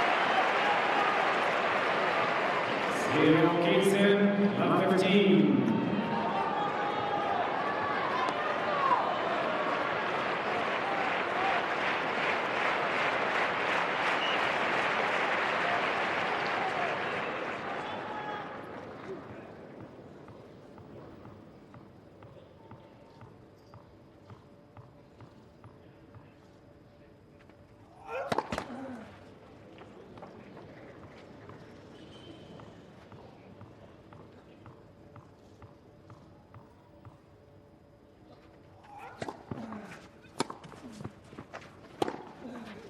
It's a gutsy shot.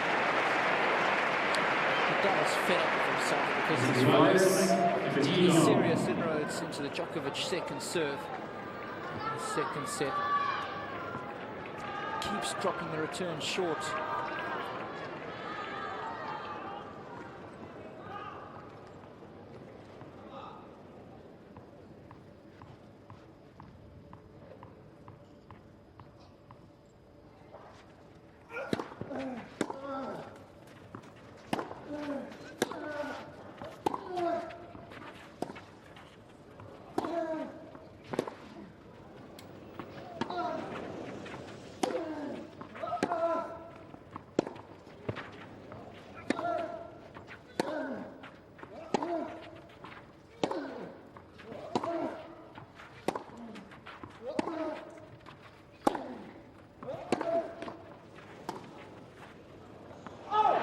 Most unusual for Nadal to miss there.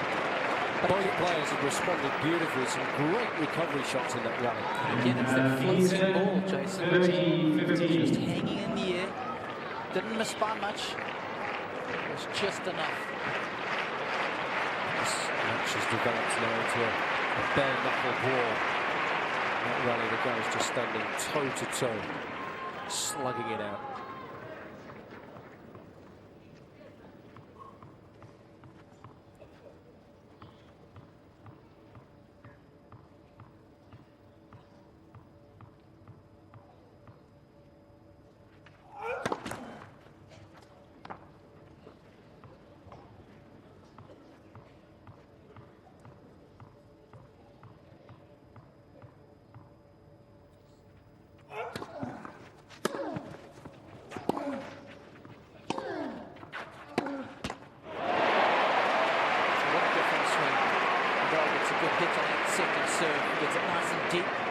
he's able to take control of the points. Hasn't been the case for the most part. Crucially, right just then.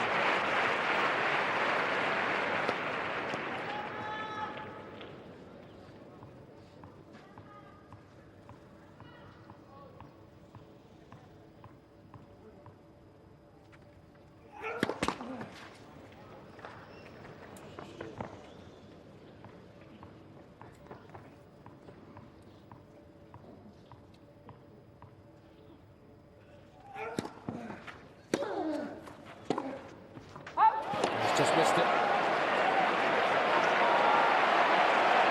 we mentioned that it was going to be absolutely crucial for Djokovic to get that first serve in more often than not in this game. And unfortunately, as far as he's concerned, he's only made 1 of 5 so far. And 30-14. It's handed the initiative to Nadal. There's the Spaniard with a chance to take us the distance. Gracias. Por favor.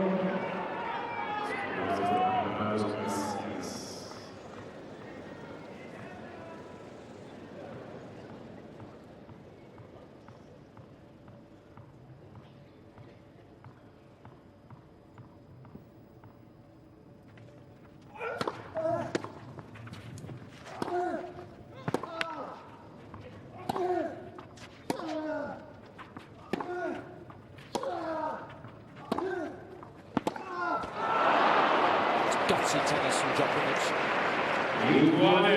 Takes a lot of courage to take that ball on, go up the line, change direction with the shot, and stand there. Sometimes you feel butt naked at the net there with Nadal having a chance to pass you. Exactly.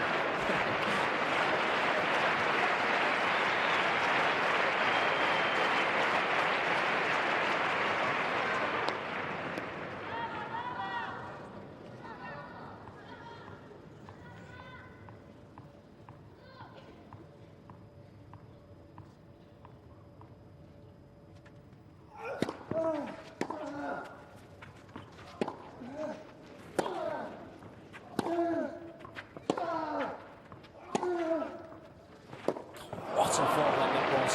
It's working. I also think that as well as 2 points, the fact that he did behind the aggressive shot, perhaps just forced Nadal to go for a little more when he could have played a defensive slice high deep into the court. Didn't select that option. So good play from Djokovic, reading the situation well.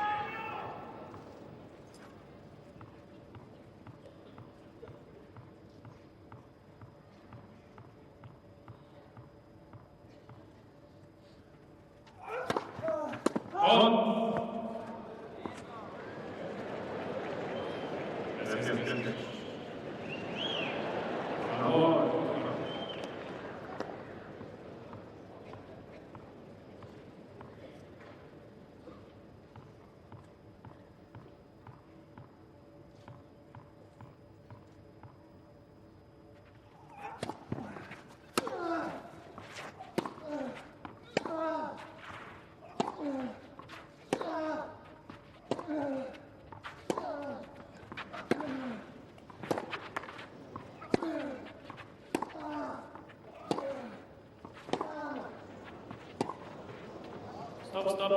Yeah, the point's been stopped. Djokovic better be right. I think he's under pressure, Mohamed Laoni, right now. And he's going with Djokovic. So a great decision by the serve to stop the rally. A hometown call on the baseline for Nadal. But the umpire has made an excellent decision. And despite that fact, there was some very courageous tennis from Djokovic at the tail end of that game. Certainly was. He's got to try and play aggressive now throughout the course of this breakup. I think the first couple of points imperative. If he can get the lead and then allow himself to swing freely, because that's the tennis that's got him to this situation. Hopefully, he's been able to recognize that. Yeah, that's the key, isn't it? In the heat of battle, you're able to recognise that and do something about it.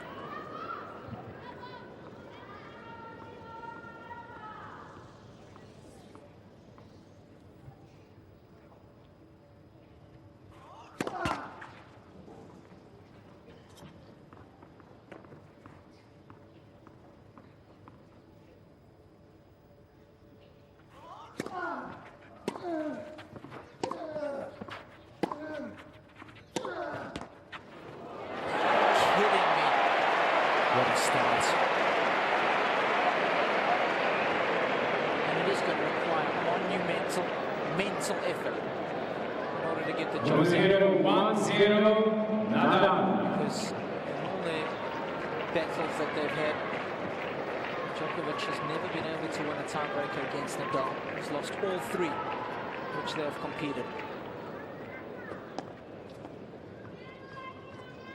And of course the last one they played was in the first set of the final in Rome, and that proved crucial. On that day Djokovic tried to play a couple of drop shots, they didn't work, and Nadal never looked back.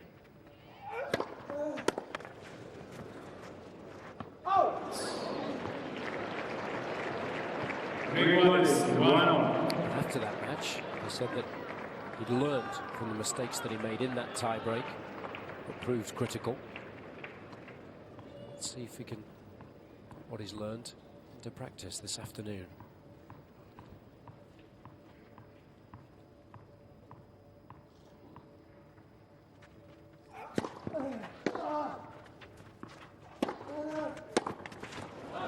It's a forceful forehand.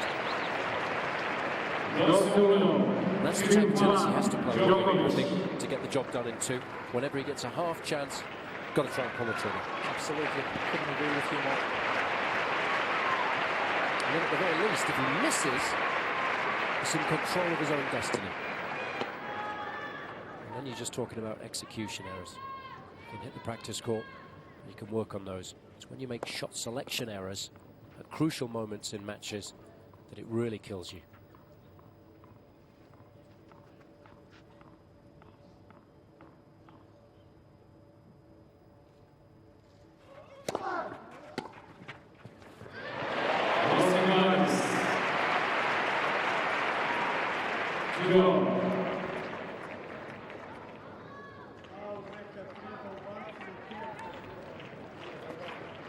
Be a lot to deal with, that's for sure, before the end of this tiebreaker. He's at a net court, and he's had an absolute horrendous bounce off that first serve. Which, incidentally, Nadal apologised for, which was very sporting of him. Usually players only apologise in regard to net cords.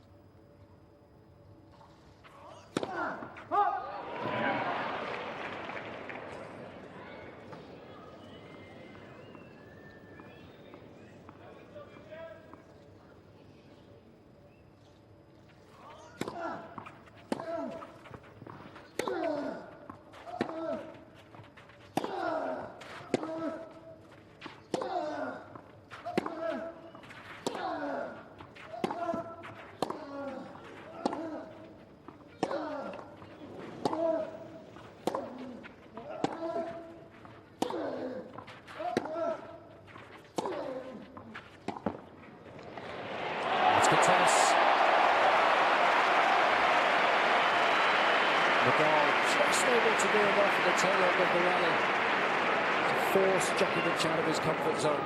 It is now 3-2, Nadal.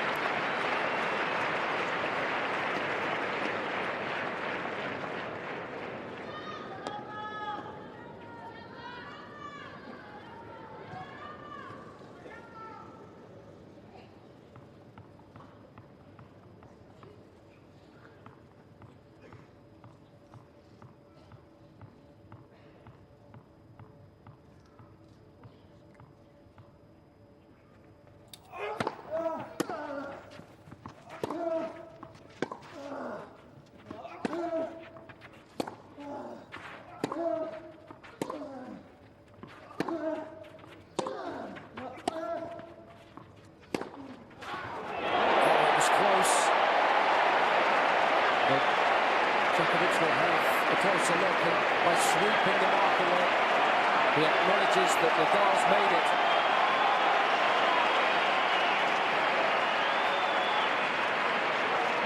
And so good.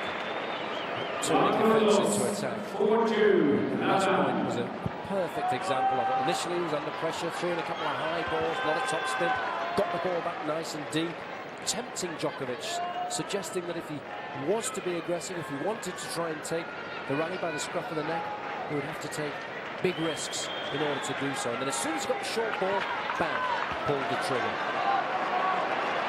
That psychological advantage of changing on his 4-2 up.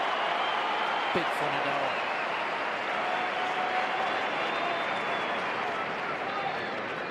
Other things have gone his way in this tiebreaker. Take your own luck. That's what all the great people tell you. Must-win point, surely, for Djokovic.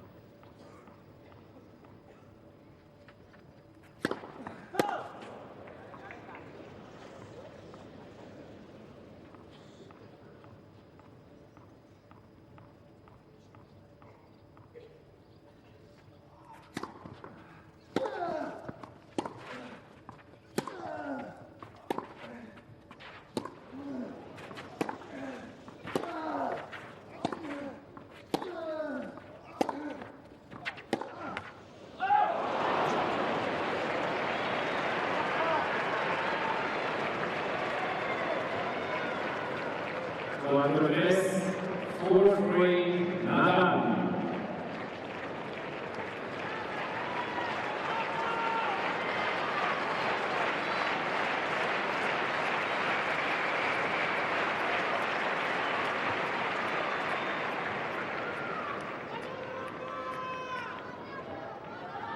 Still has the slight advantage.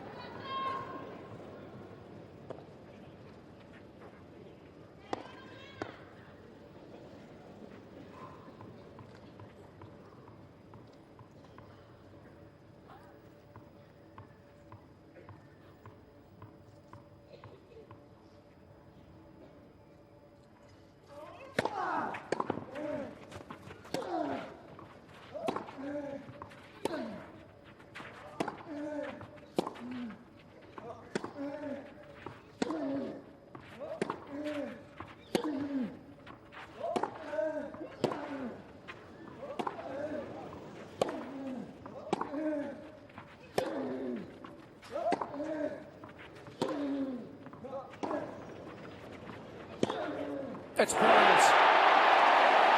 Absolutely sensational. That's why he's #1 in the world.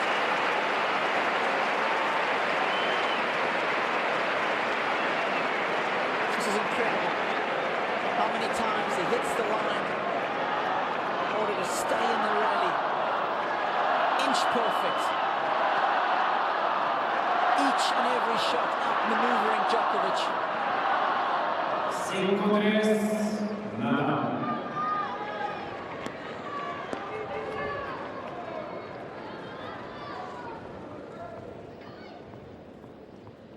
Just 2 points away now, taking the second set.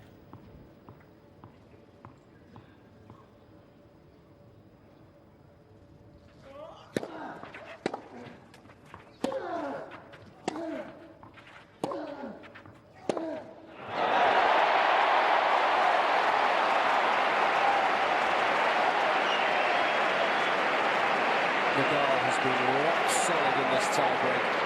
He's got the balance absolutely right. And so few unforced errors, yet when he's got the opportunity, he's been aggressive. Djokovic has won that tiebreak. He still finds himself very much up against it now.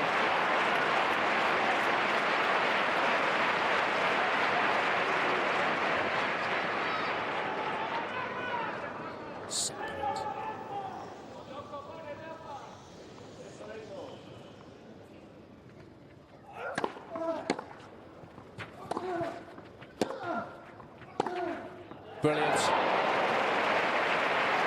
Was it too little too late?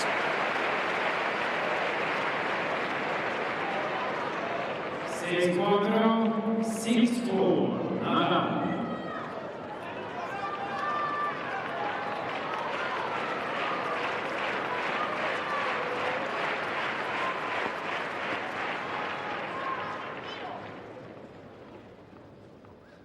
Still set point.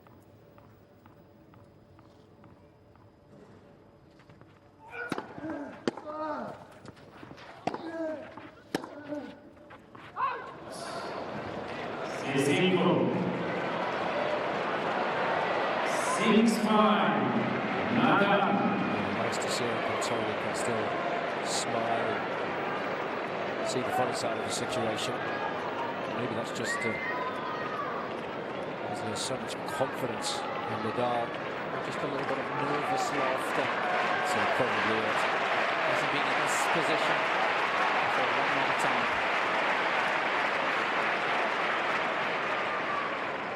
One mini break could very well prove sufficient.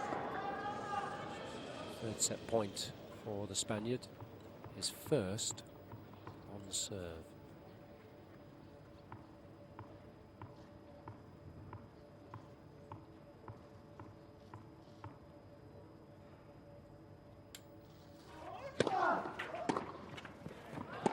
He's just missed the return, not by much, but it was definitely long. Nadal gets the second set, but he does so by the skin of his teeth.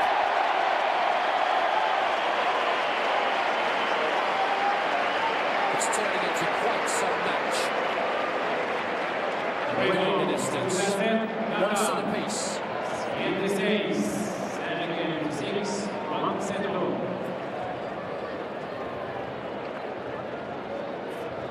Well, it's been some sensational tennis from both guys.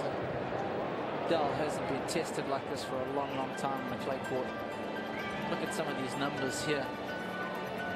Nadal's unforced errors, 21, just 9 winners, but the vast majority of those unforced errors came a little earlier in the set. When he needed to tidy up his game, he did so when it really mattered in that second set tiebreak. And Djokovic, well, we can't really be too upset.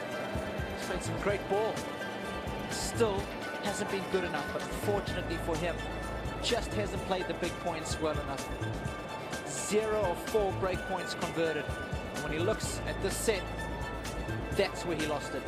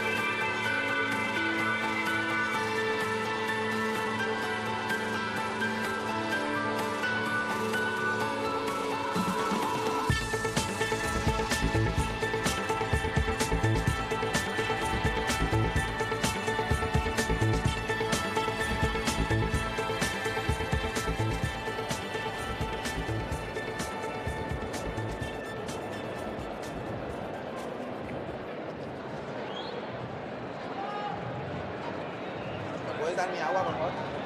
La mía.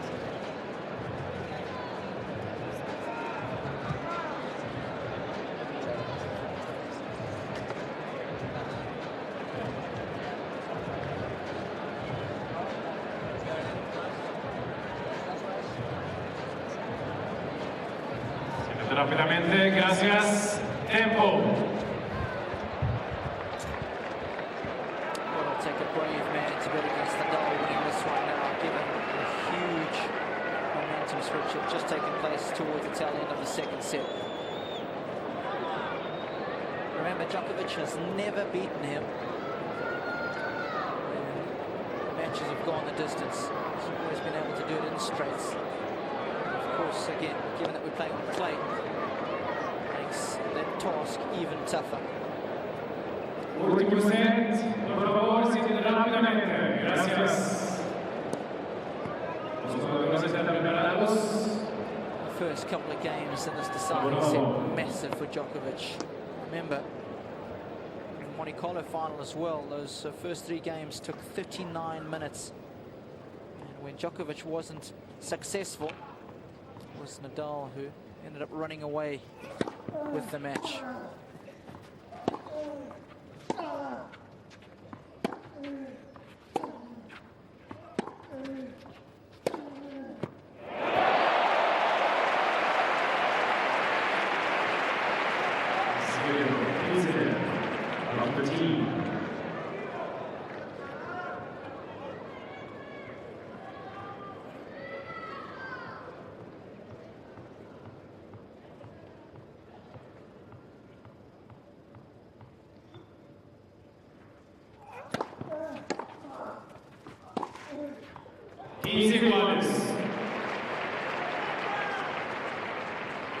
15 all.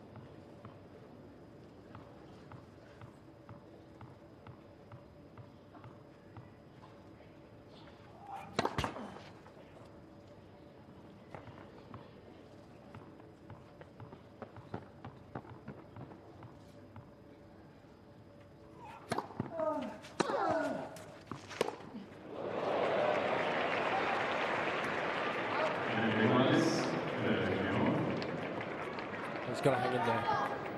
It's so difficult. He's got to try and just hold this game. Give himself a bit of time just to get over the loss of that second set. I think one of the problems is that he came so close. Those break points. So frustrating. But this is when he's got to earn his corn. This is when he's got to show us what he's made of.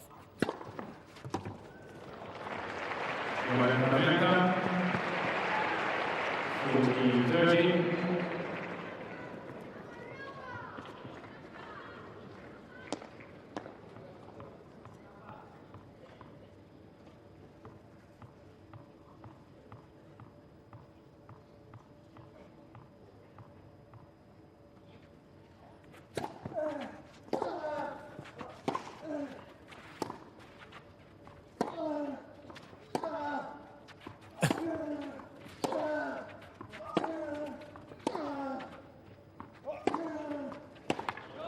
Djokovic. And that will give him a little bit of time at the very least.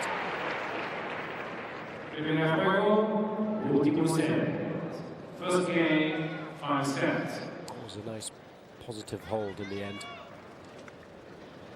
One of the most difficult things to do when coming up against Nadal is to stay aggressive as much of the time as you possibly can. Remember in the first set when Djokovic was playing well, he spent 31% of the time inside the baseline taking the ball on the rise. But in the second set, he was pegged back a little more by Nadal playing a little better, but also he got a little passive and he was spending too much time behind the baseline.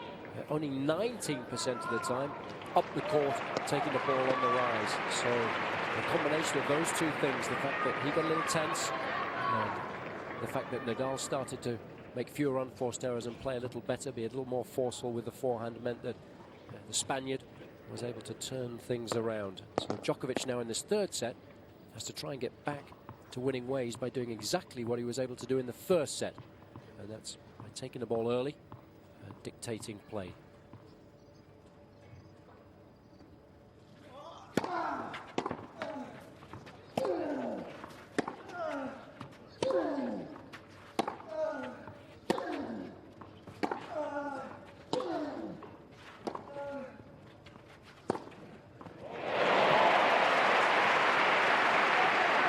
Made that shot look easy, it certainly wasn't.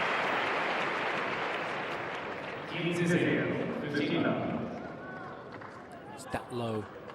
He's got to work on generating a lot of racket head speed.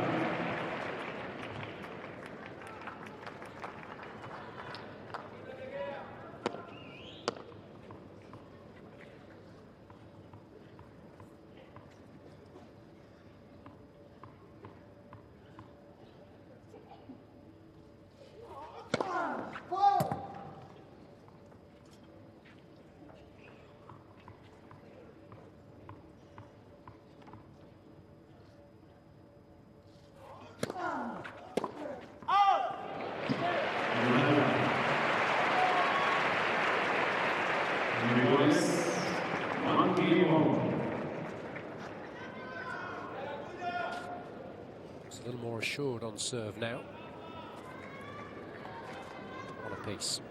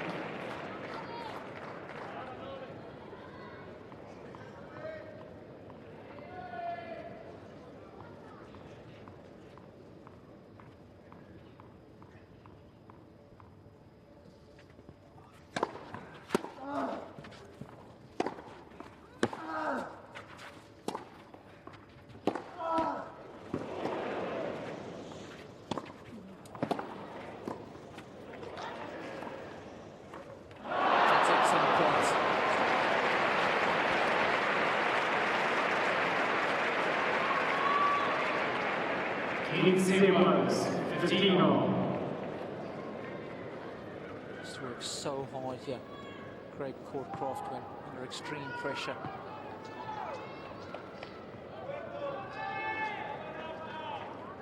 Again, I just can't believe that Nadal keeps finding the line here.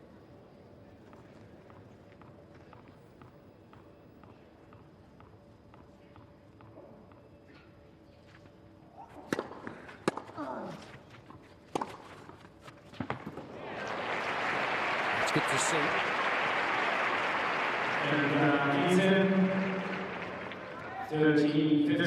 It's important to respond positively to adversity. When you lose a point, refocus. Make sure you stick to your game plan. The very next point, as Djokovic did there.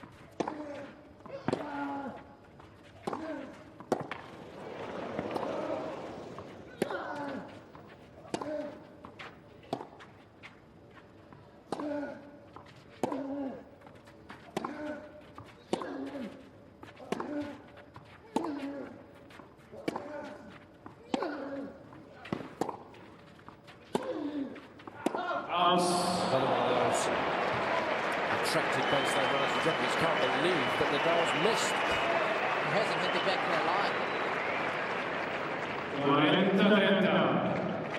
14-30. It's Nadal's first unforced error of this deciding set.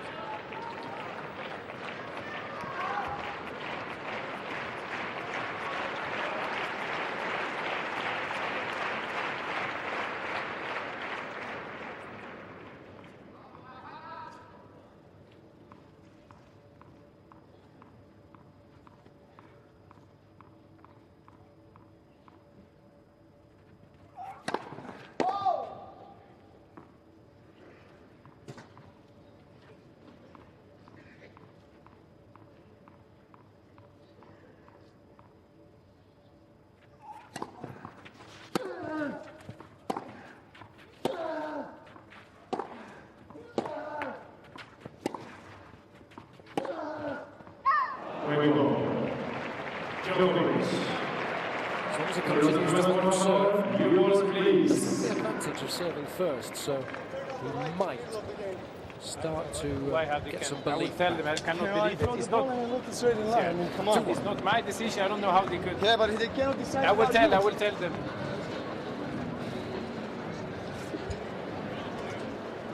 Djokovic gana 2-1. 2 games to 1. Described Please it tell them rightly to so, turn it off. Robbie, I mean, that they there's no turn need the for lights on in the middle of a point. There's no need, you know. They Well, send that's through the because- ball up and suddenly the lights come on. Absolutely. Thomas, I don't think we That's really because, need the light. they saw that It's Djokovic was okay. serving. Without the The natural local light is boy, okay yeah. because it's Guy straight to the takes care of face. everything. See if I can put him off just one more time. As he hit the Rafa, switch. turn off or what do you, if you lost those, okay, vamos to turn off because it's muy. For me, it's okay, turn off. Okay. Both of them want to turn it off, okay? So. Ja, båda tycker stäng av. Det är Both players onödigt. decide that they don't want the lights on, which is rather strange. It's just after 7 So o'clock we're in the going to turn evening. it off, Novak. It's crazy. It's in the middle of the game. We could have turned, at least we could have. We get sunlight here till 9:30 at night comfortably. I understand. Neither of them really want it. I guess that decision should have been made before the match, or there should be a time when the lights come on. Or at least consult the guys. You know, on a change of ends, just say, do you guys want the lights on or off? We're thinking about putting them on. Yeah, shouldn't Evo. certainly be coming on in the middle of a service game. So as soon as Djokovic throws the ball up in the air, glare of the lights. So he hasn't had any opportunity to get accustomed to it. So Gracias. fortunately, it didn't cost him a break of serve. No?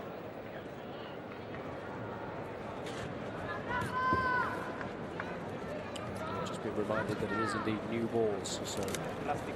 Sorry. Yeah, no comes problem. the racket.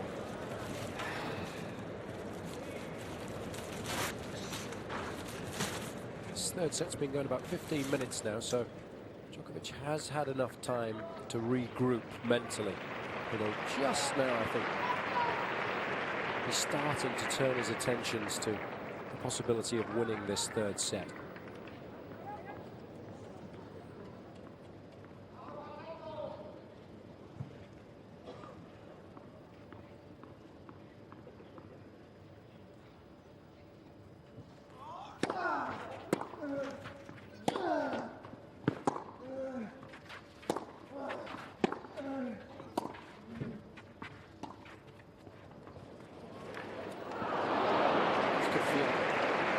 Number 13. When you aren't under pressure like he was in the tiebreaker. Towards the end of that second set.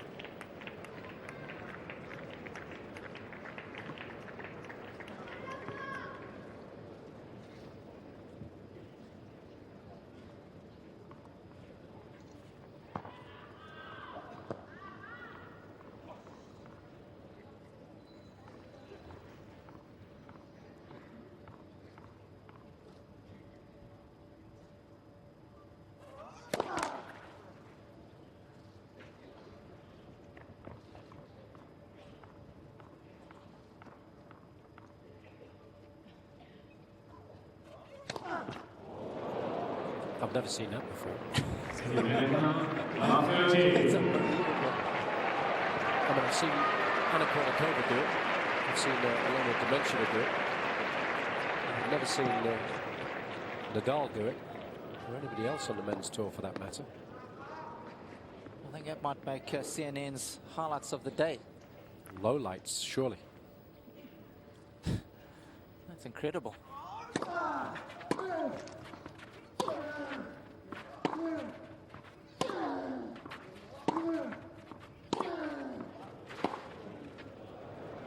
What's amazing though is he just shrugs it off as if nothing happened.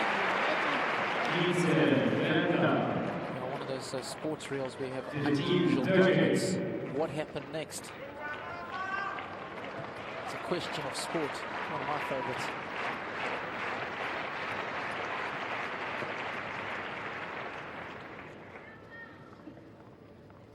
Big point, this one.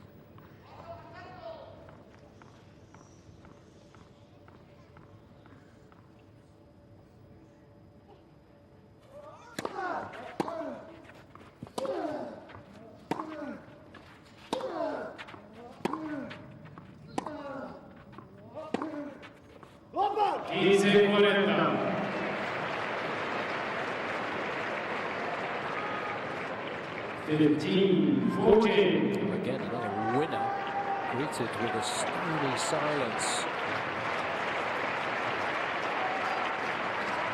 No, didn't have any success in that second set when he had break points. Can he improve those numbers here in the third?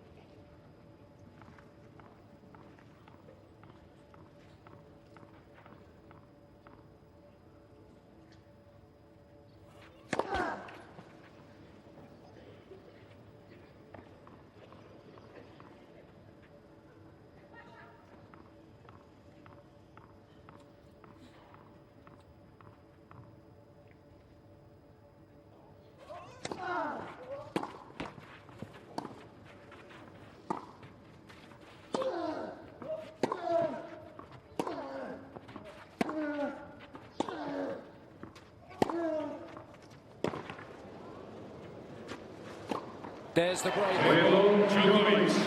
Now, the big question is, will it be enough? Djokovic gana 3-1, 3-1. I think the vast majority of people, Robbie, thought that if Djokovic was to win this match, it needed to be in straight sets. I don't think many people would have backed him at the beginning of the third, given all that's happened in that second set. Exactly right, and I think historically that's also been the case with all his wins against Nadal have come in straight sets. And I would imagine that the task on the clay court would be even tougher to get the job done in three. Let's not forget, the last time Nadal lost, for me, a meaningful match like the finals in Hamburg, that was a three-set match against Federer. Against Ferrero in Rome. For me, a lot of circumstances there that dictated that result. All sorts of blisters on that day. Couldn't really compete on a level playing field. There's still a lot of tennis to be played in this one, that's for sure.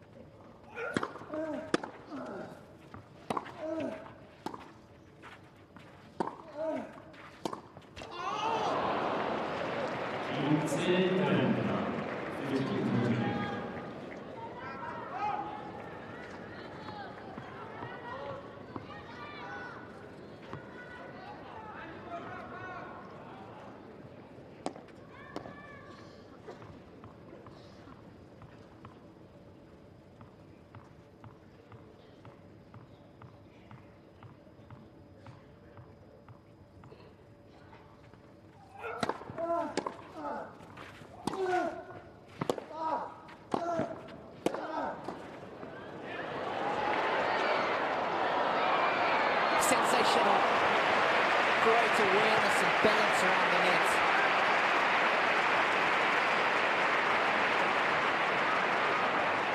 Well, we've seen some dropping points in this match.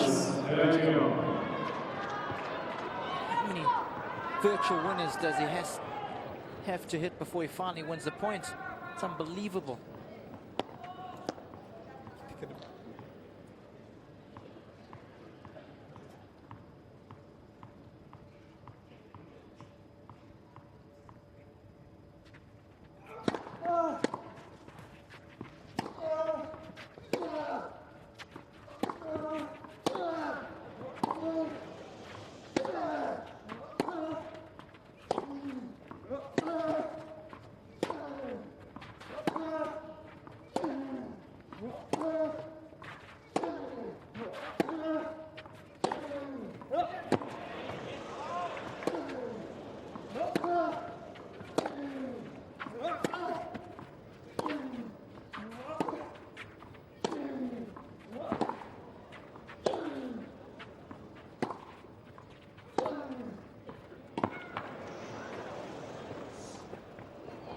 Oh, it's phenomenal tennis.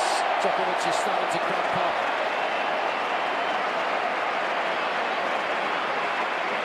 And it's hardly a surprise. These guys are pushing one another to their very limits.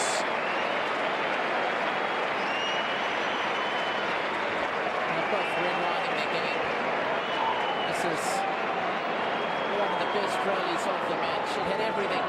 And 40. Let's not forget, it's a massive point as well.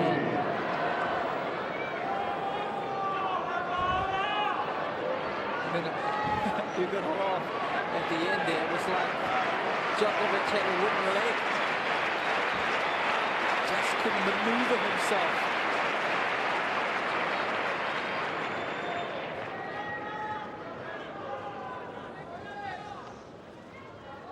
Break point.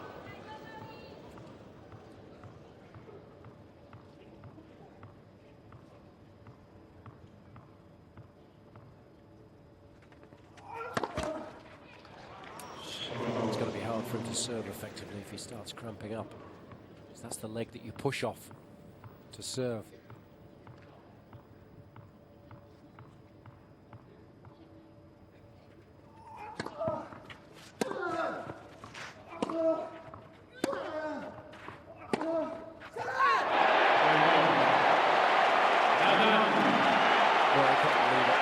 Nadal once more can sense victory.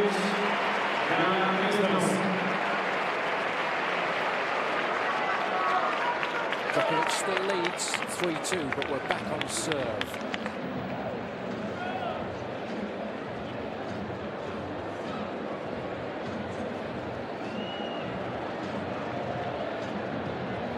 Well, we did talk at the beginning of the match, Robbie, about how important it has been that Djokovic has been working on his physical fitness. And he's been pushed to the limit today at altitude, but a disaster for him if he's cramping midway through the deciding set.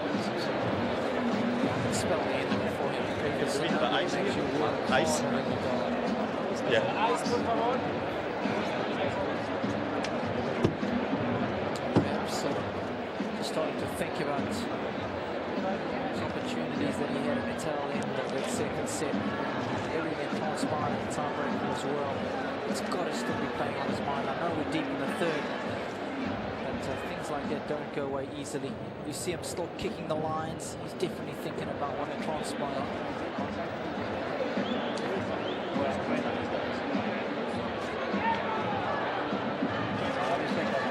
We mentioned at the beginning of the match how important it is One more towel, please. for Nadal Another towel, to please. worry about his physical fitness in any match that he plays under any conditions, be it in Australia, be it in America, be it here in Europe. Djokovic. He has had to worry about his physical conditioning. That's why he's taken on a new trainer now. But he's only been working with this guy for 2 or 3 weeks. He used to train Thomas Muster. He's been trying to put in as much work as possible off the court, but so difficult to do, Robbie, mid-season. That's that's why it's so important to put in a good off-season, so you can rely on your physical reserves when it really matters. And that's exactly what Fernando Verdasco did, as well as Andy Murray. They had a brutal off-season of training, a month, and then, in fact, Verdasco went back for more punishment, I think in the month of February. And as did Stanislas Wawrinka, who took time off as well to train in February, took the whole month off just to work on his fitness in anticipation of this clay court season, because again, it's his favourite surface. He wants to do well on it, and you need to be physically in phenomenal shape in order to hang with these guys. So even though this will be a bit of a disappointing moment for Djokovic, perhaps a timely reminder that he's doing the right thing. Because if he's going to live with the likes of Nadal, Murray, Federer on a regular basis, which he is doing at the moment, his recent results have been outstanding, he has to be in better physical shape. Is he paying the price now, Robbie, for playing Belgrade last week? That's an excellent question. And perhaps, you know, we said at the top of the show that Nadal had a week off last week. His early part of his clay court season was stacked because he had to play Barcelona right after Monte Carlo, and was able to rest the last week, and also has had a couple of easy matches. Got a walkover. I'm sure Nadal's feeling pretty good. Wouldn't be feeling that tired. This clay court season for him, I think, has been a good one. But he's played a lot of matches, and as well, he said in his press conferences how nervous he was playing at home in Serbia, playing in front of his home fans, that burden of expectation, and that really does drain you both physically and mentally when you feel that pressure, a lot more than you actually realize at the time. And sometimes it takes a couple of days thereafter, or a week thereafter, that it all kind of comes home to roost. Yeah, he hasn't had a chance to wind down after that victory. To come straight here, get used to the conditions, and get straight into a Masters Series event where there's obviously no hiding in the depth of men's tennis these days. So it has been a difficult week for him. And perhaps now he's just paying the price. Fine-tuning his schedule this year. You can understand why he went to Belgrade. You can understand that he's delighted that it was a huge success. It's so cruel that perhaps this is the match now that really starts to cost him.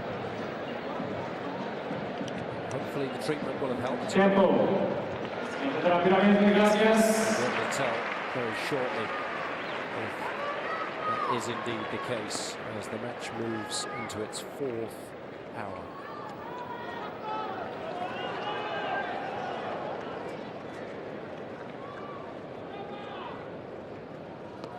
The good news is it didn't cost him his serve in terms of going down a break. At the very least, he's on serve. 2-3. Out. 0-7 of 15.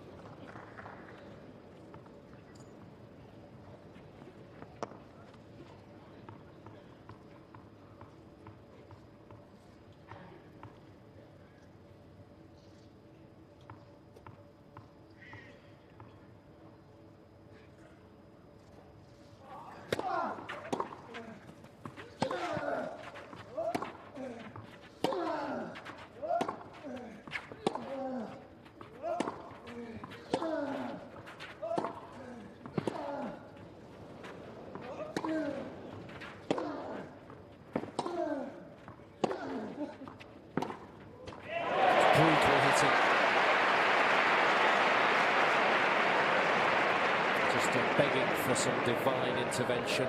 Team Sequence, 15 all. I'm not sure the big guy is going to be that charitable this afternoon.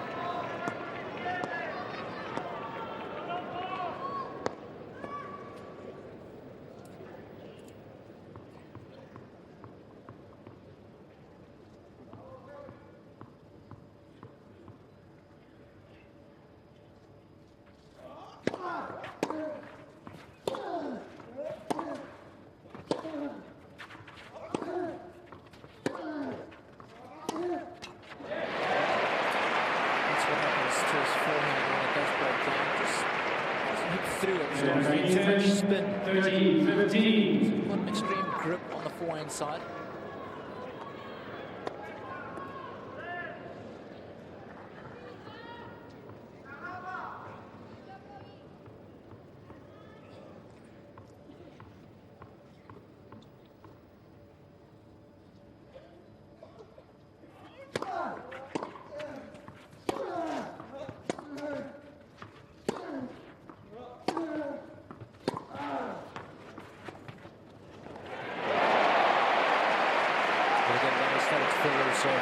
Which is no good. Another big thing that the world's conspiring against you. 40-15. Take responsibility for your own actions.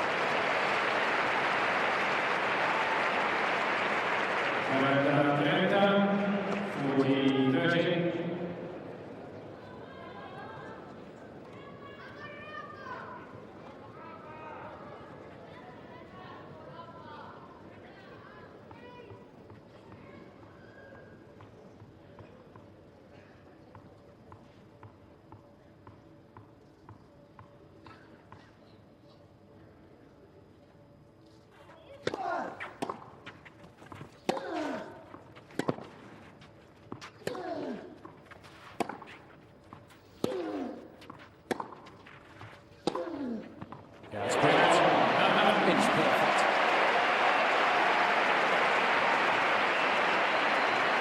Sometimes when you find out that your opponent is cramping, Yes, it was. 3 games all. you end up taking your foot off the gas.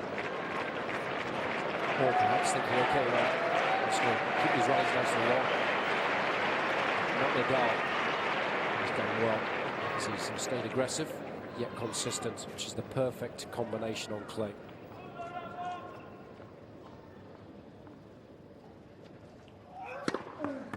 This This is a huge game now. If we can hold here, we can reassess the situation at the change of ends. Safe in the knowledge that he's just a couple of games away from victory, but just to surrender his service here, surely it would signal the end of his challenge.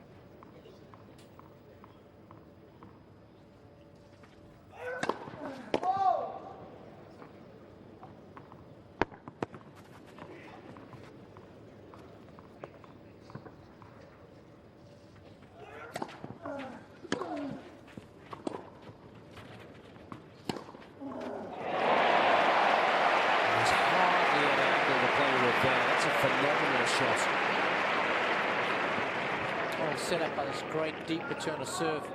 Easy was. So much upper body strength.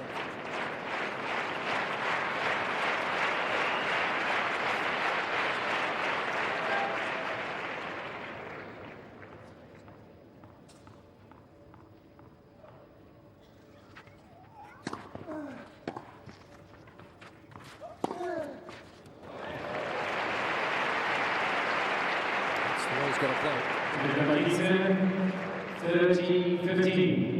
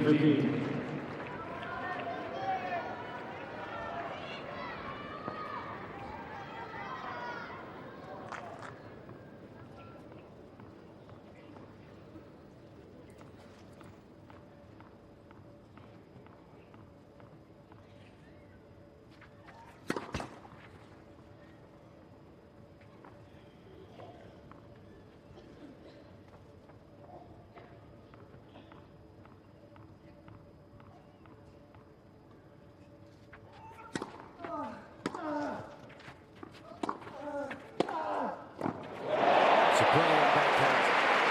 Really good use of a strong top hand, the right hand as far as he's concerned. He's a lefty.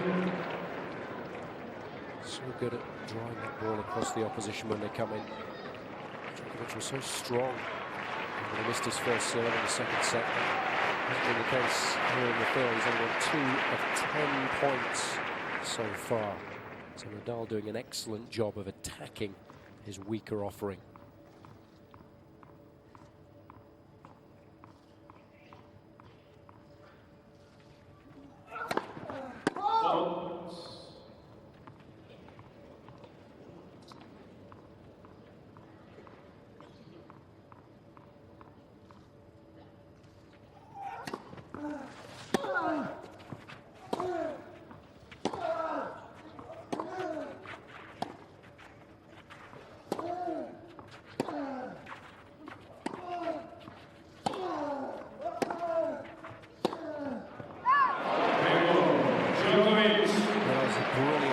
Such a vital one as well.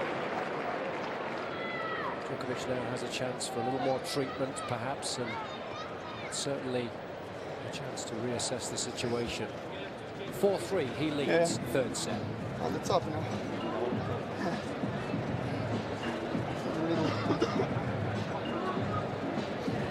That was a good effort, Robin. They won the hold there under the circumstances.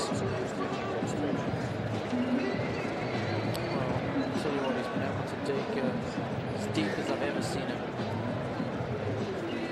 Take a little bit of criticism towards the tail end of last year, early on this season. This is what we expect of someone with his ranking, his determination. Softly, relax, relax. Push again, push again, push again.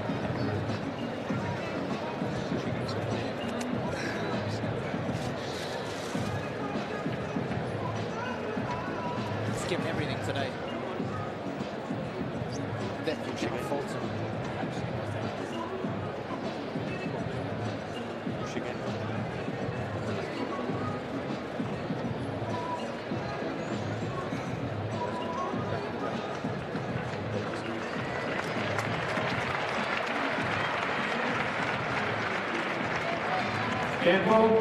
More towels, please. Okay.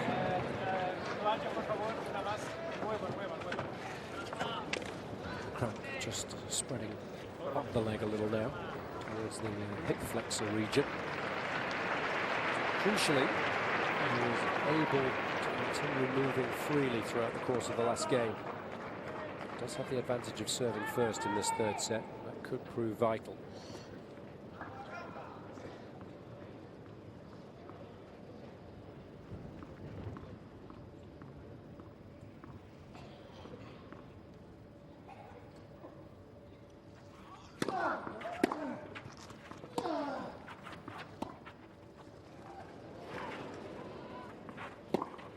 Oh, brilliant. Had plenty of time to get set up. That doesn't mean to say that it made the shot any easier. Yeah, no panic whatsoever from him. Had a good idea of where he wanted to hit it and then just ripped it there.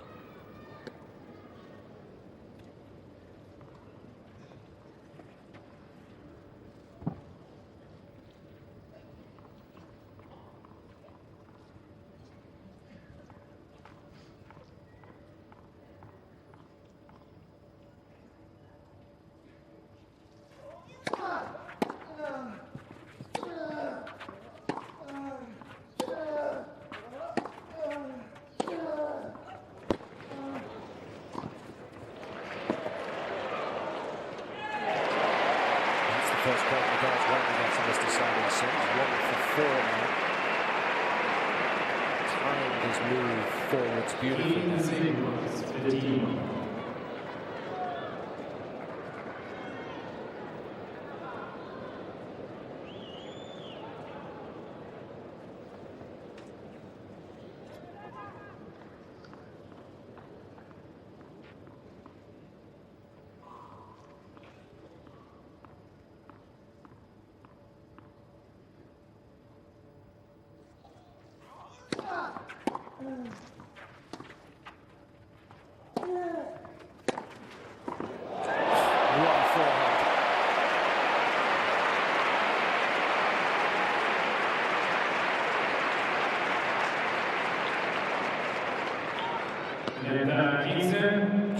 Approach shot couldn't be much better. And rightly so, Djokovic was leaning to cover the cross court. I think he was surprised by how well the Spaniard hit that one up the line.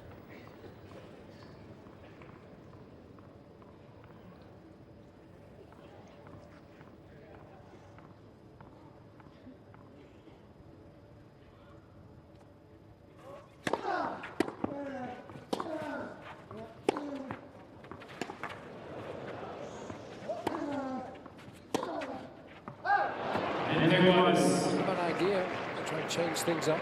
Djokovic was leaning to his left.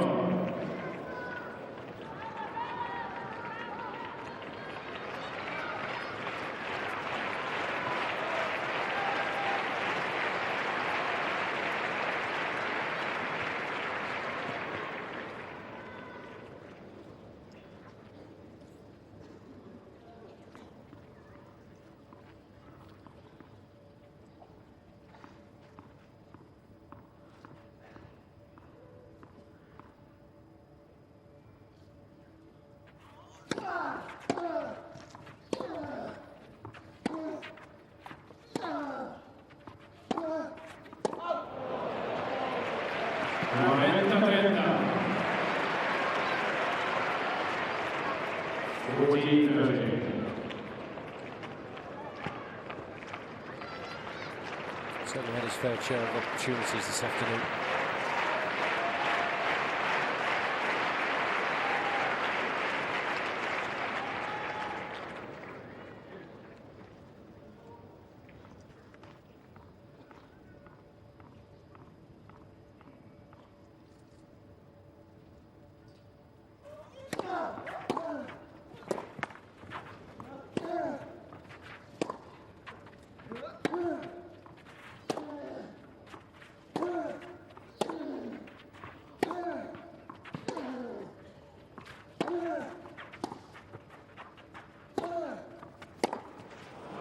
Such a good approach. I think the crowd might be helping Djokovic because he knows he can't afford to go deep into the rally, so it's forcing him to be a little more aggressive early doors. Yes.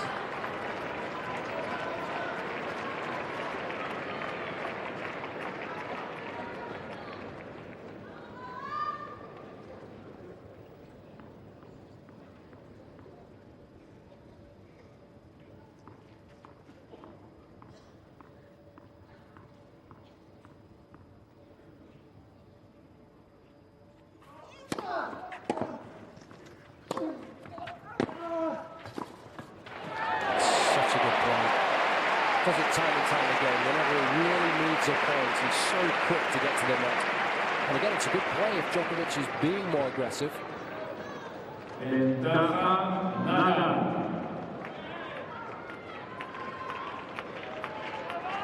Quality of his volleying has improved dramatically in the last couple of seasons.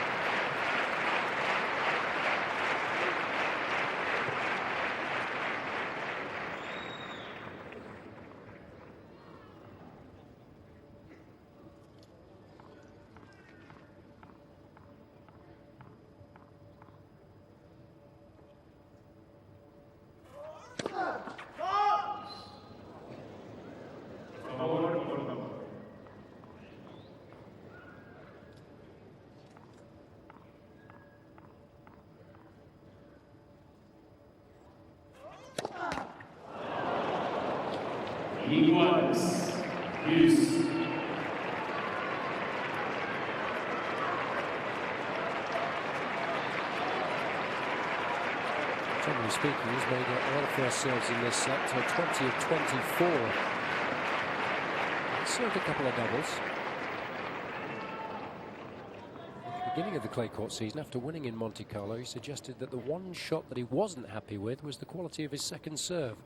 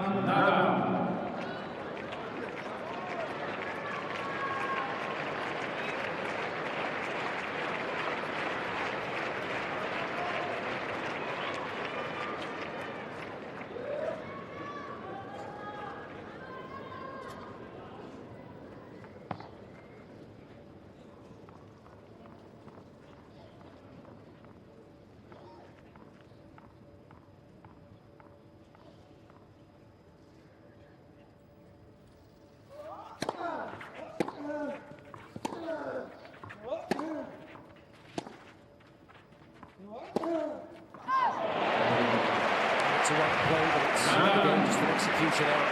So they don't have to work hard there to hold serve.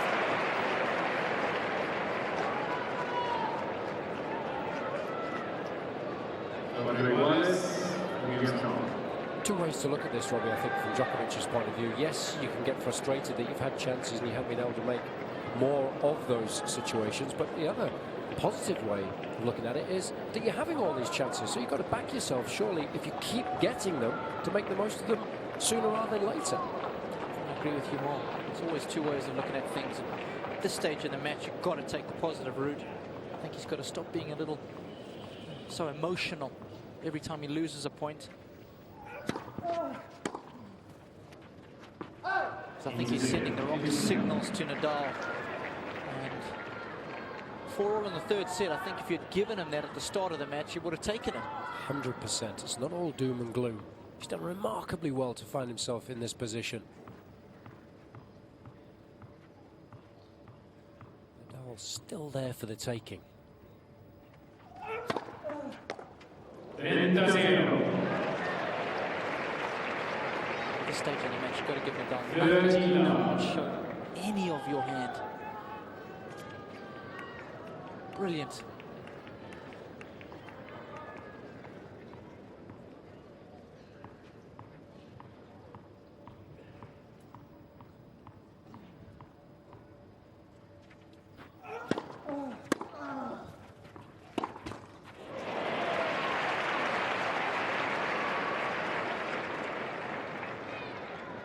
Against 13-15.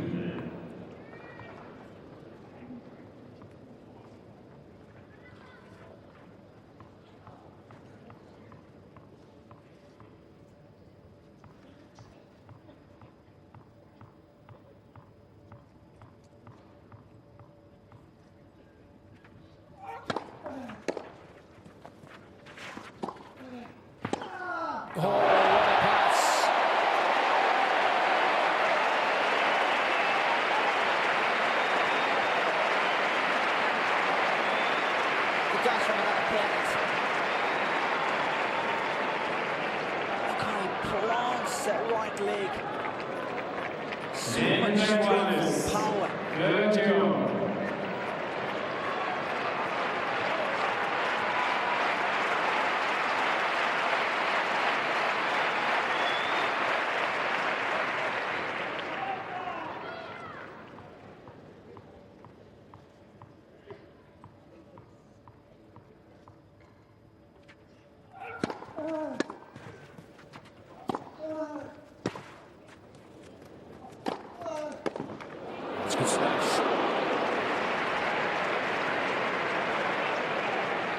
You couldn't really go full tilt at it. 40-30. Nice combination of the forearm and wrist. Enough snap to get that smash down. Nadal was frustrated because he read it.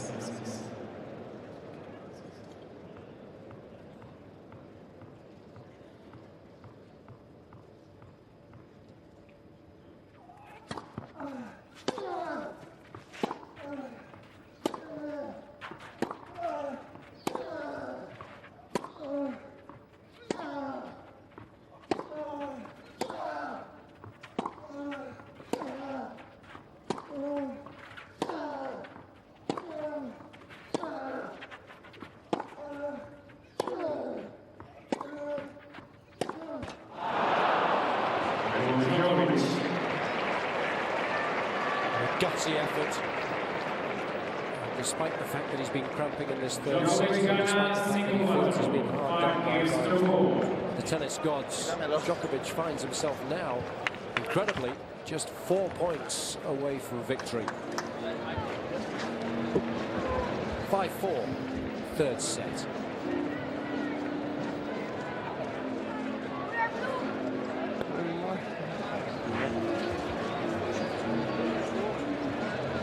player pairs have been constant in this third set. Ask him if he needs. I think both guys might need a bit of work on them. Nadal's strapping on his knee seems to Ska låtsas have öppna worked its bollen. way loose. Such has been the intensity of the battle here.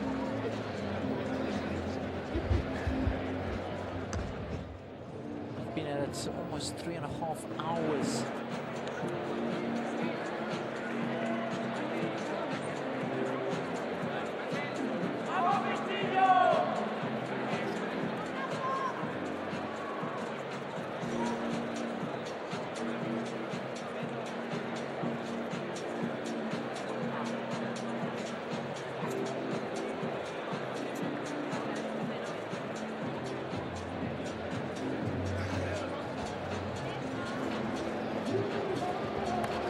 Tempo.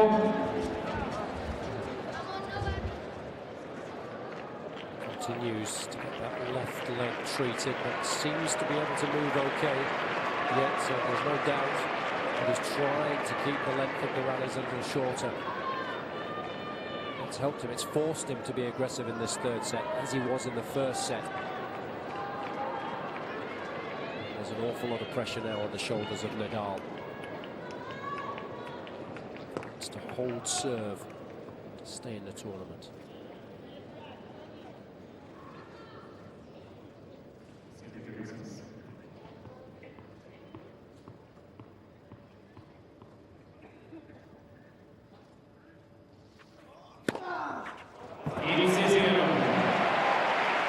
What a start. 15 love.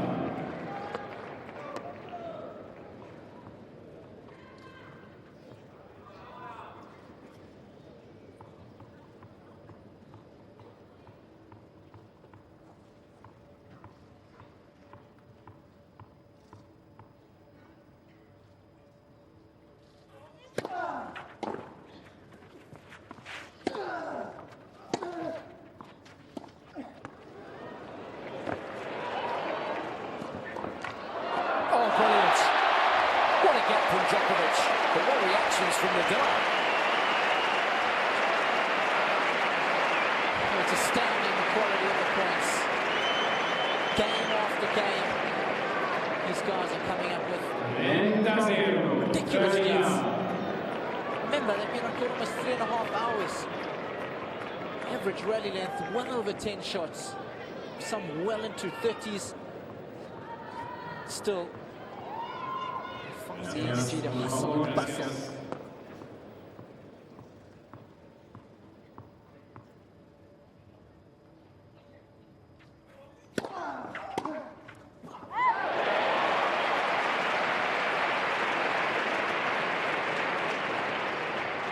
Zero. 14 love.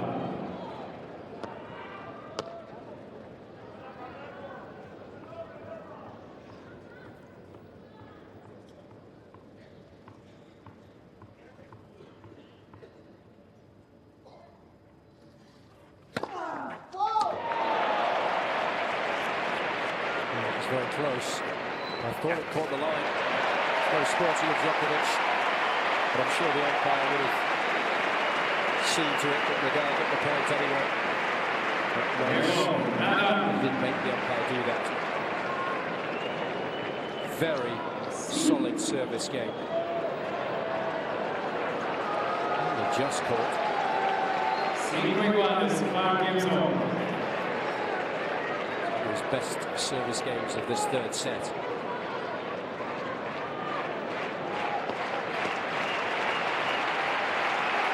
Everything very much still to play for.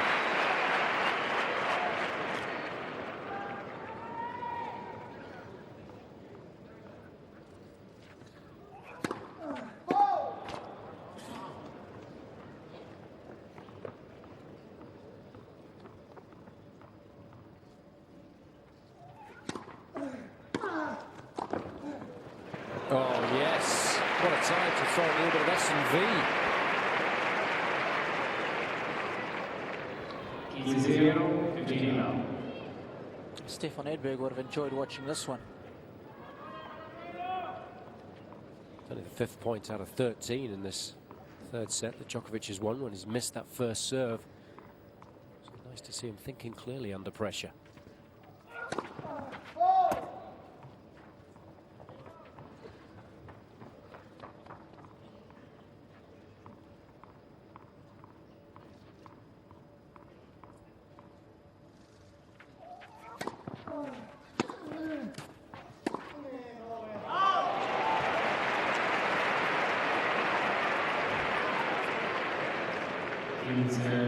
Wallace, 15 all.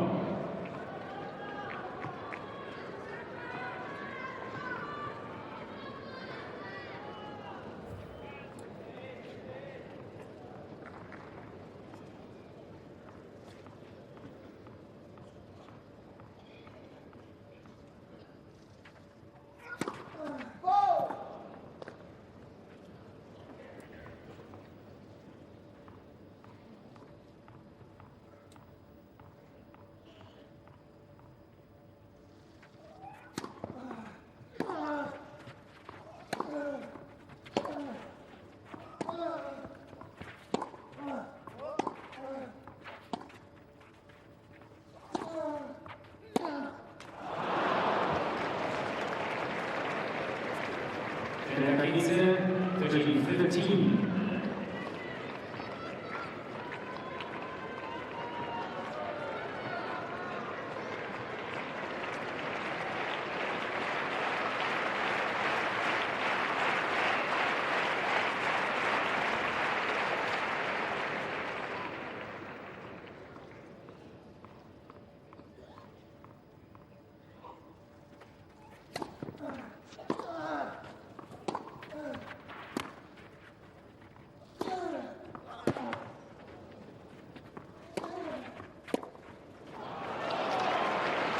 Sensible tennis to keep turning Nadal around. Kaiser, 14-15.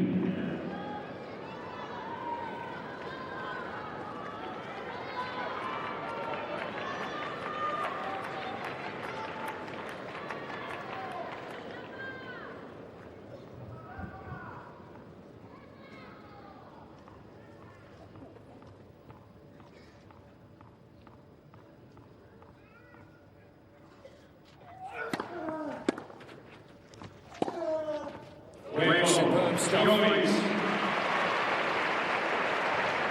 Gutsy tennis. Sticking to his game plan, executing it perfectly. 6-5, 3rd set.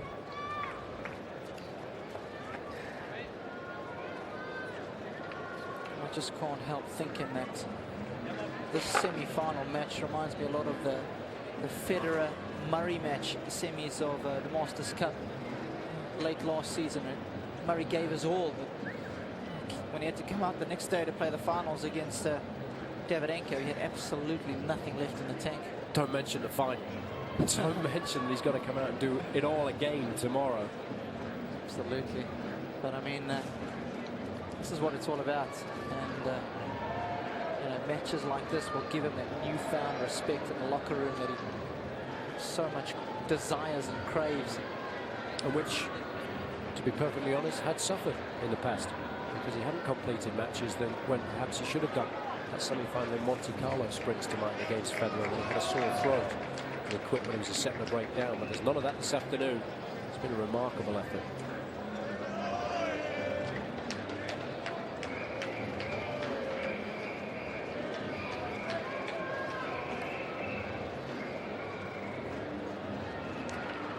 Jason, you're alongside Robbie Koenig, thoroughly enjoying day 6 of our live coverage of Madrid. It's one of the most exciting matches of our Masters Series coverage this season. And it's still very difficult to pick a winner between these two. We've been on court 3 hours and 32 minutes. Nadal responded really well when asked to hold serve to stay in the match initially at 4-5. The big question is, can he do so here again at 5-6?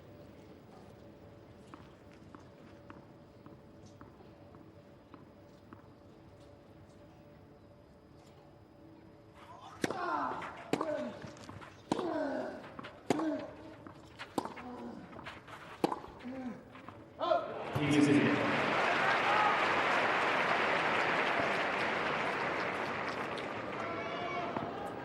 15 love.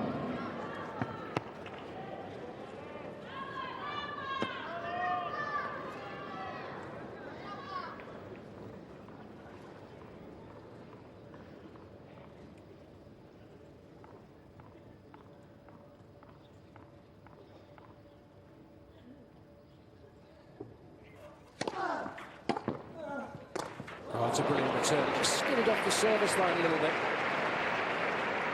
That's what made life even more difficult for Nadal. But you have to say Djokovic deserves a little bit of luck. Nadal had plenty in that second set. I do say it evens itself out in the tail end of the match.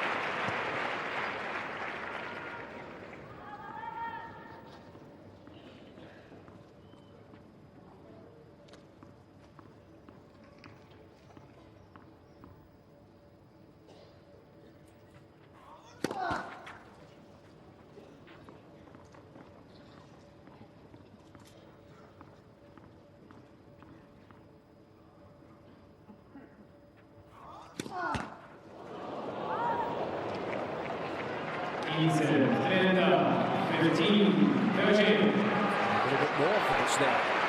He's had problems with his second serve in this third set. Nadal only won 1 of 5 points when he's missed his first, and that's his third double.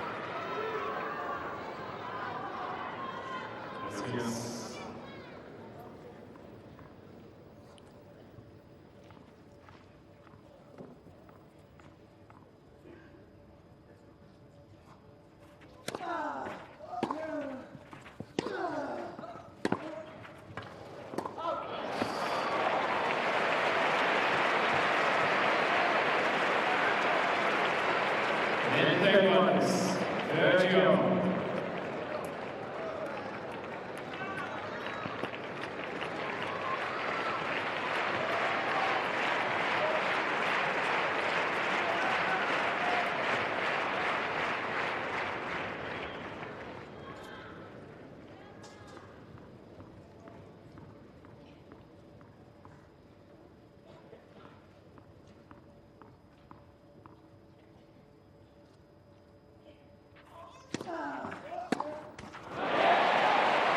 So how high that serve got. Djokovic was in the air when he tried to return it. 40, 30.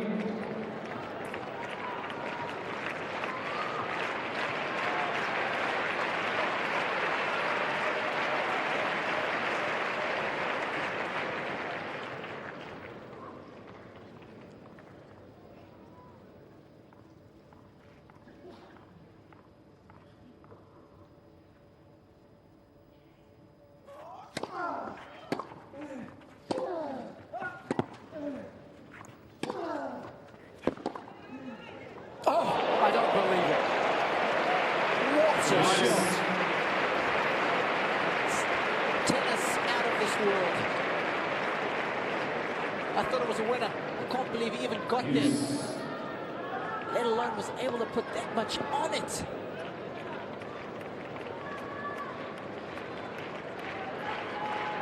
And if Nadal had hit that shot, the roof of this place would have come off. It was incredible.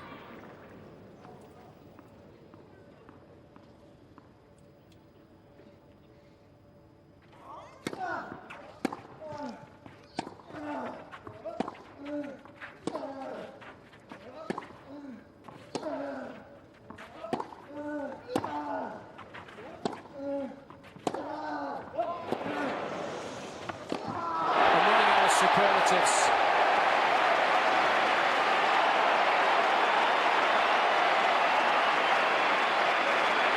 Because the tennis is spectacularly good, but especially when you consider the circumstances.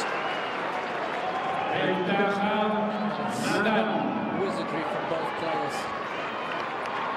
What these two guys are able to do with the tennis ball, it's mind-boggling. They're both bringing out the very best in one another.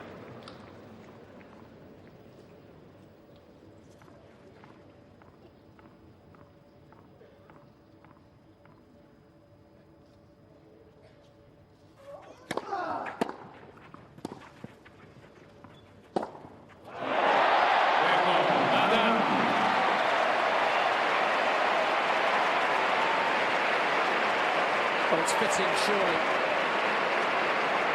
but a tiebreak will decide matters in this opening set. It's been an outstanding match. So many twists and turns. The second set lasted 97 minutes alone. And this surely the only way that these two could have been separated. Por favor, señoritas, gracias. Los jugadores están preparados, por favor. Gracias.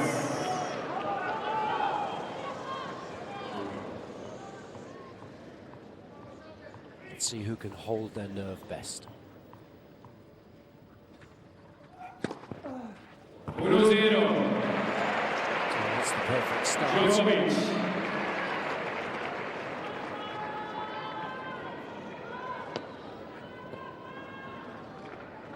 He's loving every minute of it because he knows exactly what it's like to be in that situation.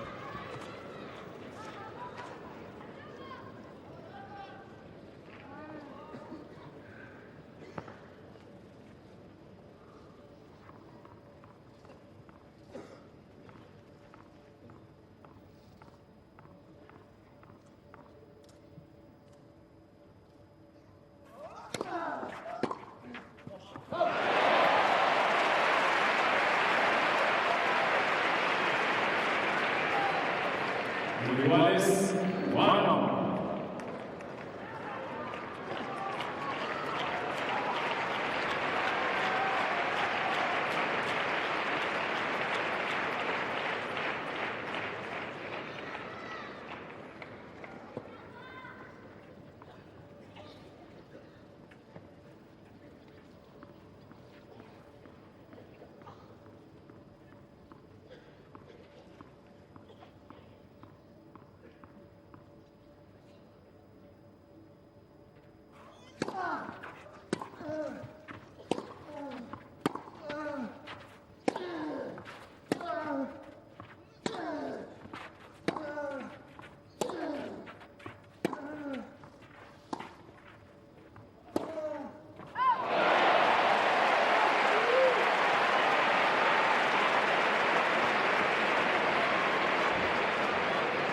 The difference between these two in the second set tiebreaker was the fact that Nadal was able to cut out his unforced errors.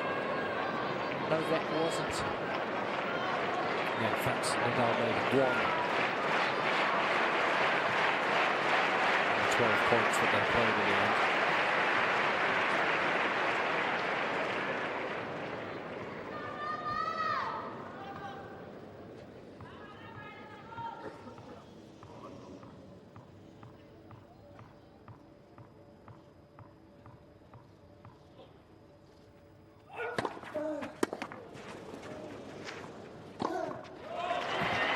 As long as he keeps getting his first serve, he's got every chance. 2-0.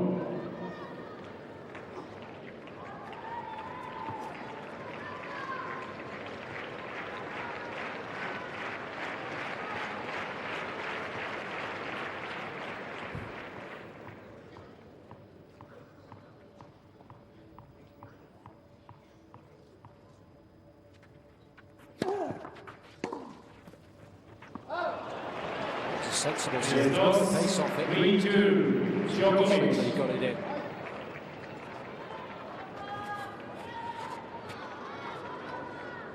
He's got to believe in his return of serve.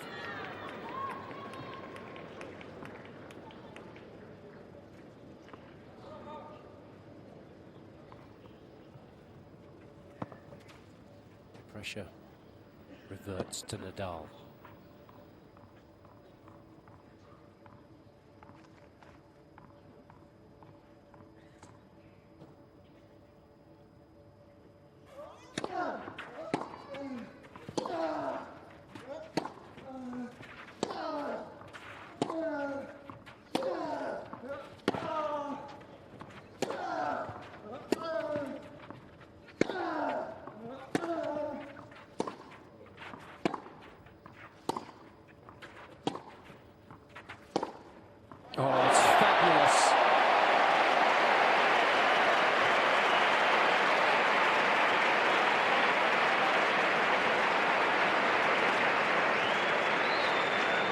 iguales. Rio. Certainly has been a battle royale. One of the first classics that we've seen here at the new stadium. Well, the very first. No question about that. Quality of tennis this week hasn't been particularly good, and we haven't had that many really exciting matches, not until this afternoon. But this has made up for all of the other matches this week, surely.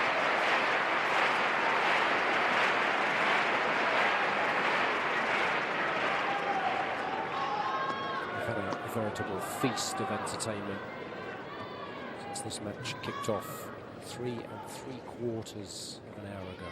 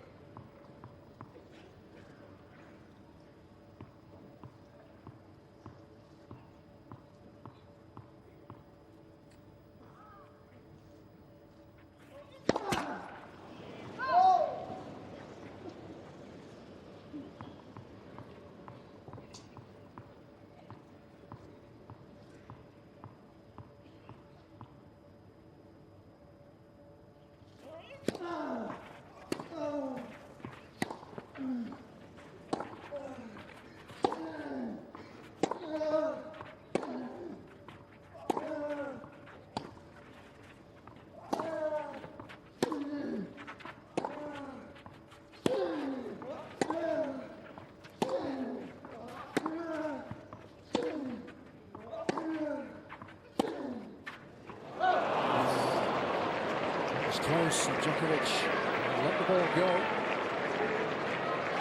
4-3. That error 4-3. Djokovic. could be the deciding factor in this one.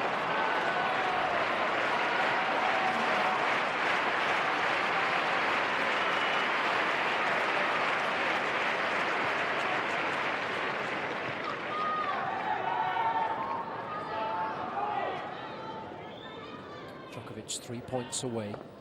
His very first win on clay against Nadal, with 2 serves to come.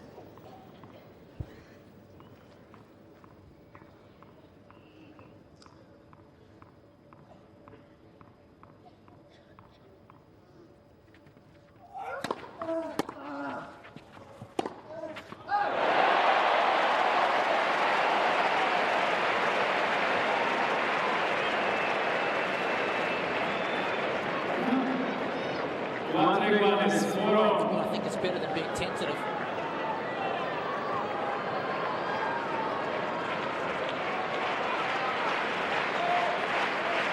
Just going to delete it from the memory banks.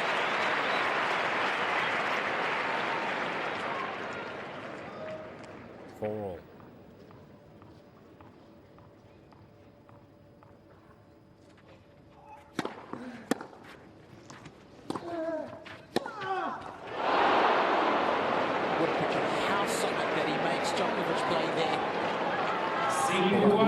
Was the fact that Djokovic came into the fore and not the Djokovic. It was just the intent that was enough to put Nadal off the shot. Presence of Djokovic at the net. Wasn't able to do that in that second set tiebreaker.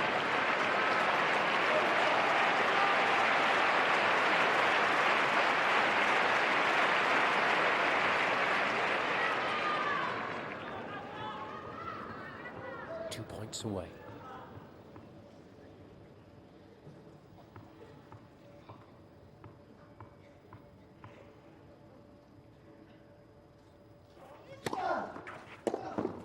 Great serve.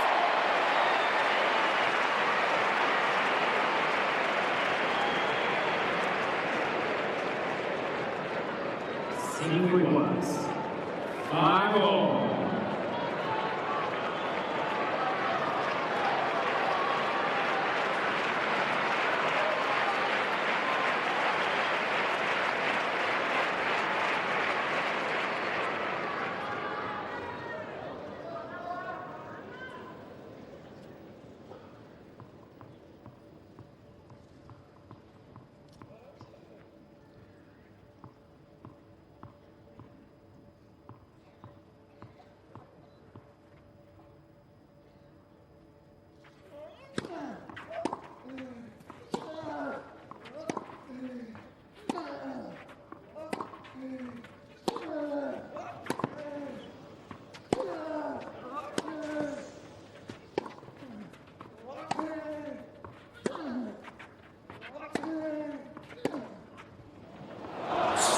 defence there from Djokovic.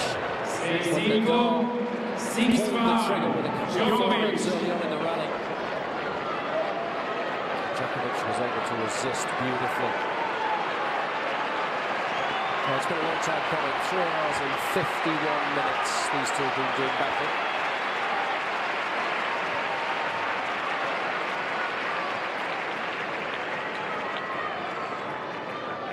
After all that time,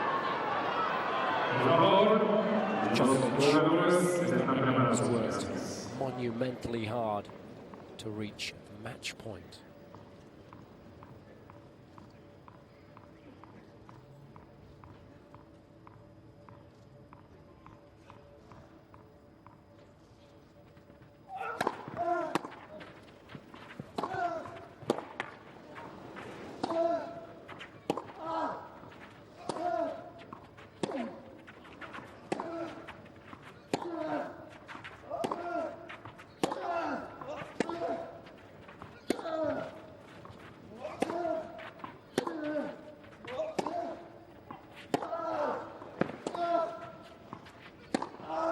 He's done it!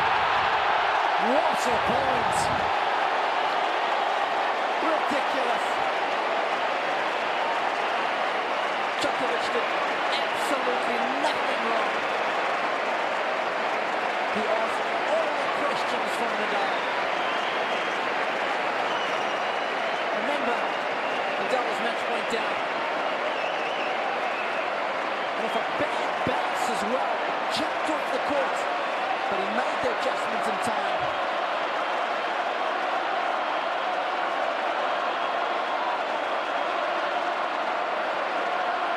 $12,500 people on their feet, and rightly so.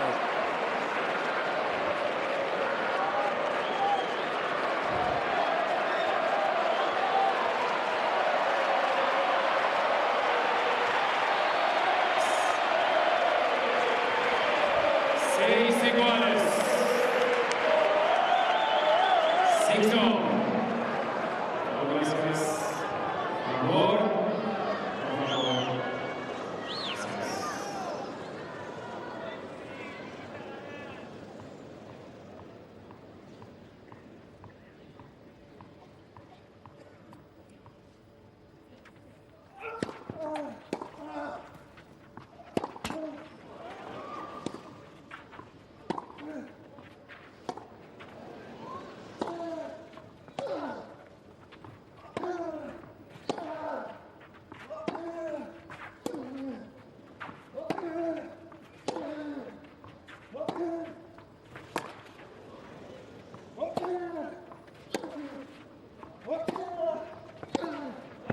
A brilliant point from Djokovic. Yes, he was a little fortunate initially, but thereafter, so gutsy. 7-6. 7-6. Djokovic.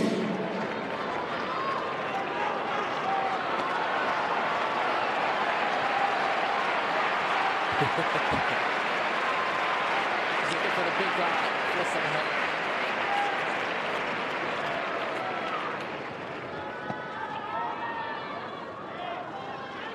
Gracias. Match point number 2.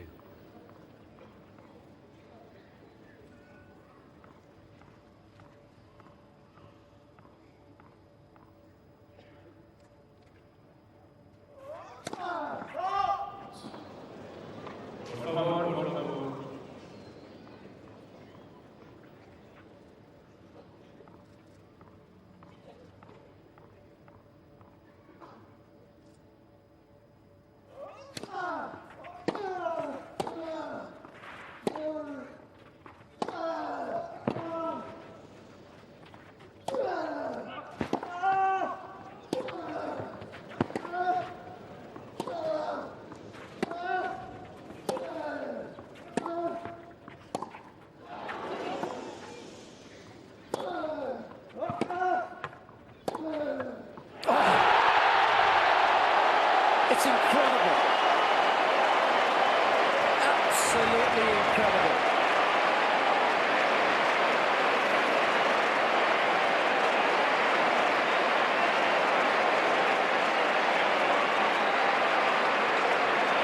both guys at their very limits. It's insane. The quality of this shot making is unbelievable.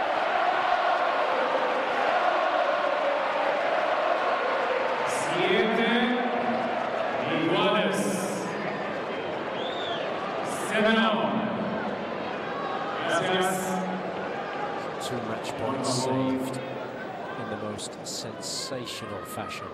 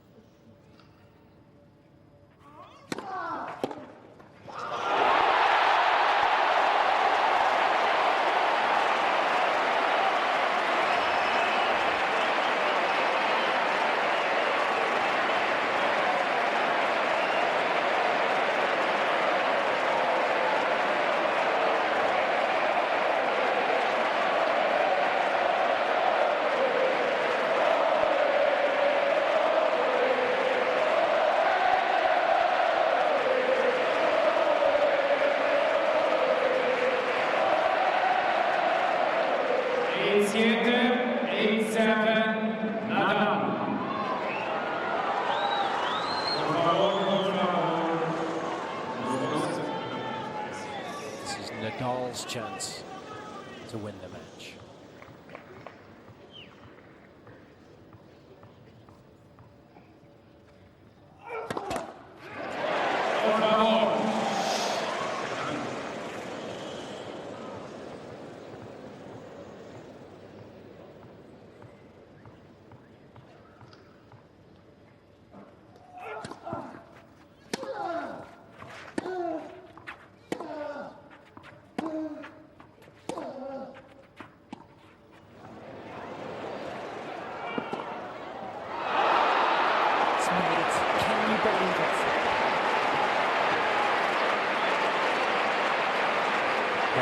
Time to play a drop shot.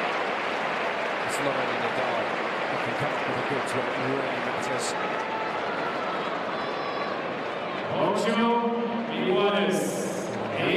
Nadal gave him the opportunity by going cross court. What a gutsy shot. Gracias.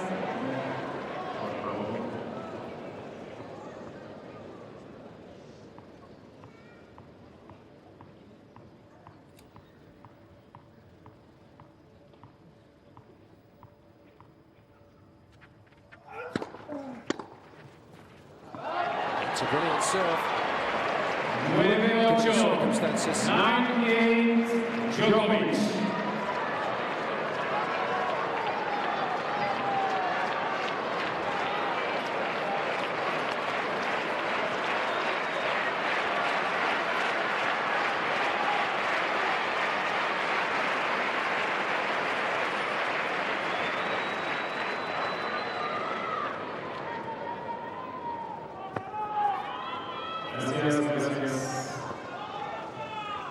Will Djokovic proved to be third time lucky?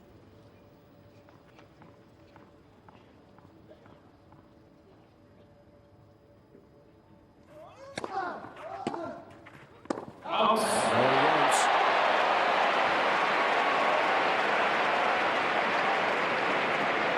Nine iguales. 9-all. He's had problems with that backhand return all afternoon.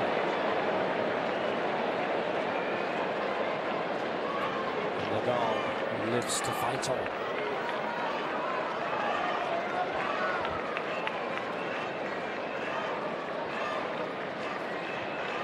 These are the kind of matches you dream about when you're a youngster, 9 years old, hitting against the wall, playing in front of the home crowd. And a match of this magnitude.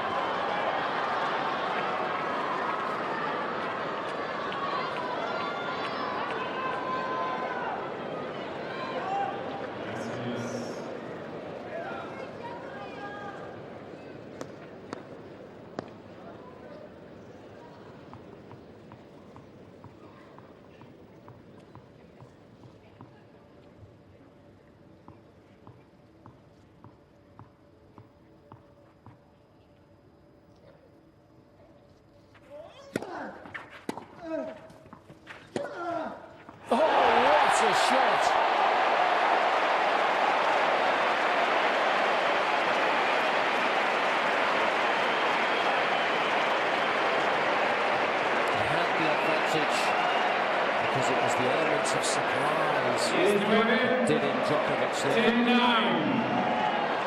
Nadal.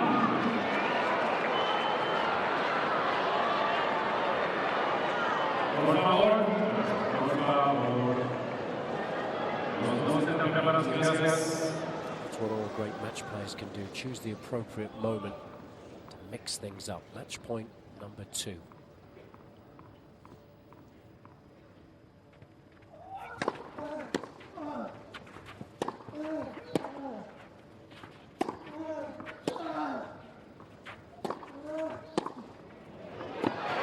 He's done it.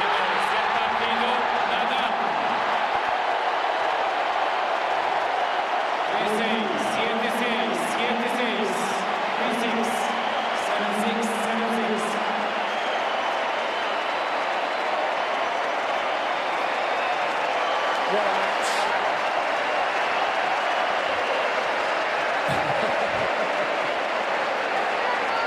What an occasion.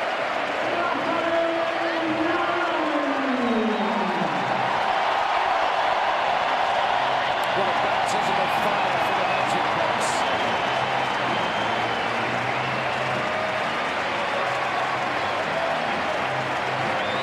And Nadal deserves all of the plaudits.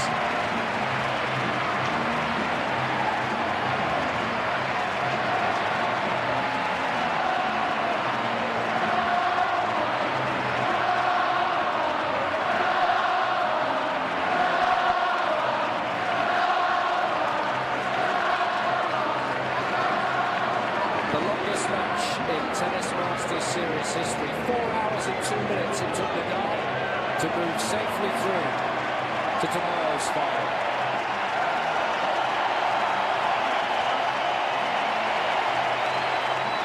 But Novak Djokovic can leave with his head held very high. Certainly can. What an unbelievable effort. And he'll draw so much strength from this as well. I know it's a tough loss right now. But it's definitely taken him to another level as far as self-belief is concerned. And I tell you what, should these two meet late on in the French Open, this match really could help him in eventually overcoming Nadal, perhaps, at the second major of the year. You try explaining all of that to him now, I'll throw you against the changing room wall, because this defeat will be a bitterly disappointing one for him. But what a match it was. These two players going toe-to-toe for over 4 hours and bringing out the best of one another when it really mattered. I don't think anybody would have given Djokovic much of a chance at the beginning of the third set, given what happened in the second set. So for him to have come so close was a phenomenal effort, and he did it in the best possible manner. He tried to take the game to Nadal. His game plan was outstanding. He just couldn't get over the finish line, but you're never going to come close to that now. Absolutely. And it doesn't matter what the stats say. For me, the only thing that matters were those break points. One just wasn't able to get across the finishing line, as you said. 2 of 8 converted. He got himself into the right positions, but it must be said, more often than not, it was Nadal who came up with some spectacular shots on those break points, and he was able to eventually prevail in an absolute epic.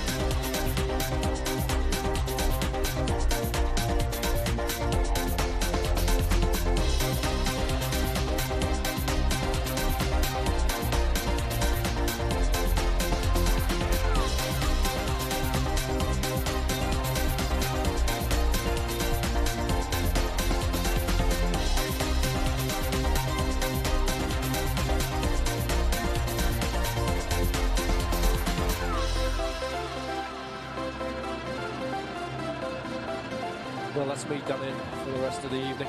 Nadal safely through to the final. But amazingly, that's only the appetizer. Got the main course to come. Juan Martín del Potro against Roger Federer. And it's going to take everybody an awful long time to get over what they've just witnessed in the last 4 hours. One of the most exciting matches that we've seen, and not only this season, but ever in these Masters Series events. Both players giving their absolute all, and Nadal eventually prevailing.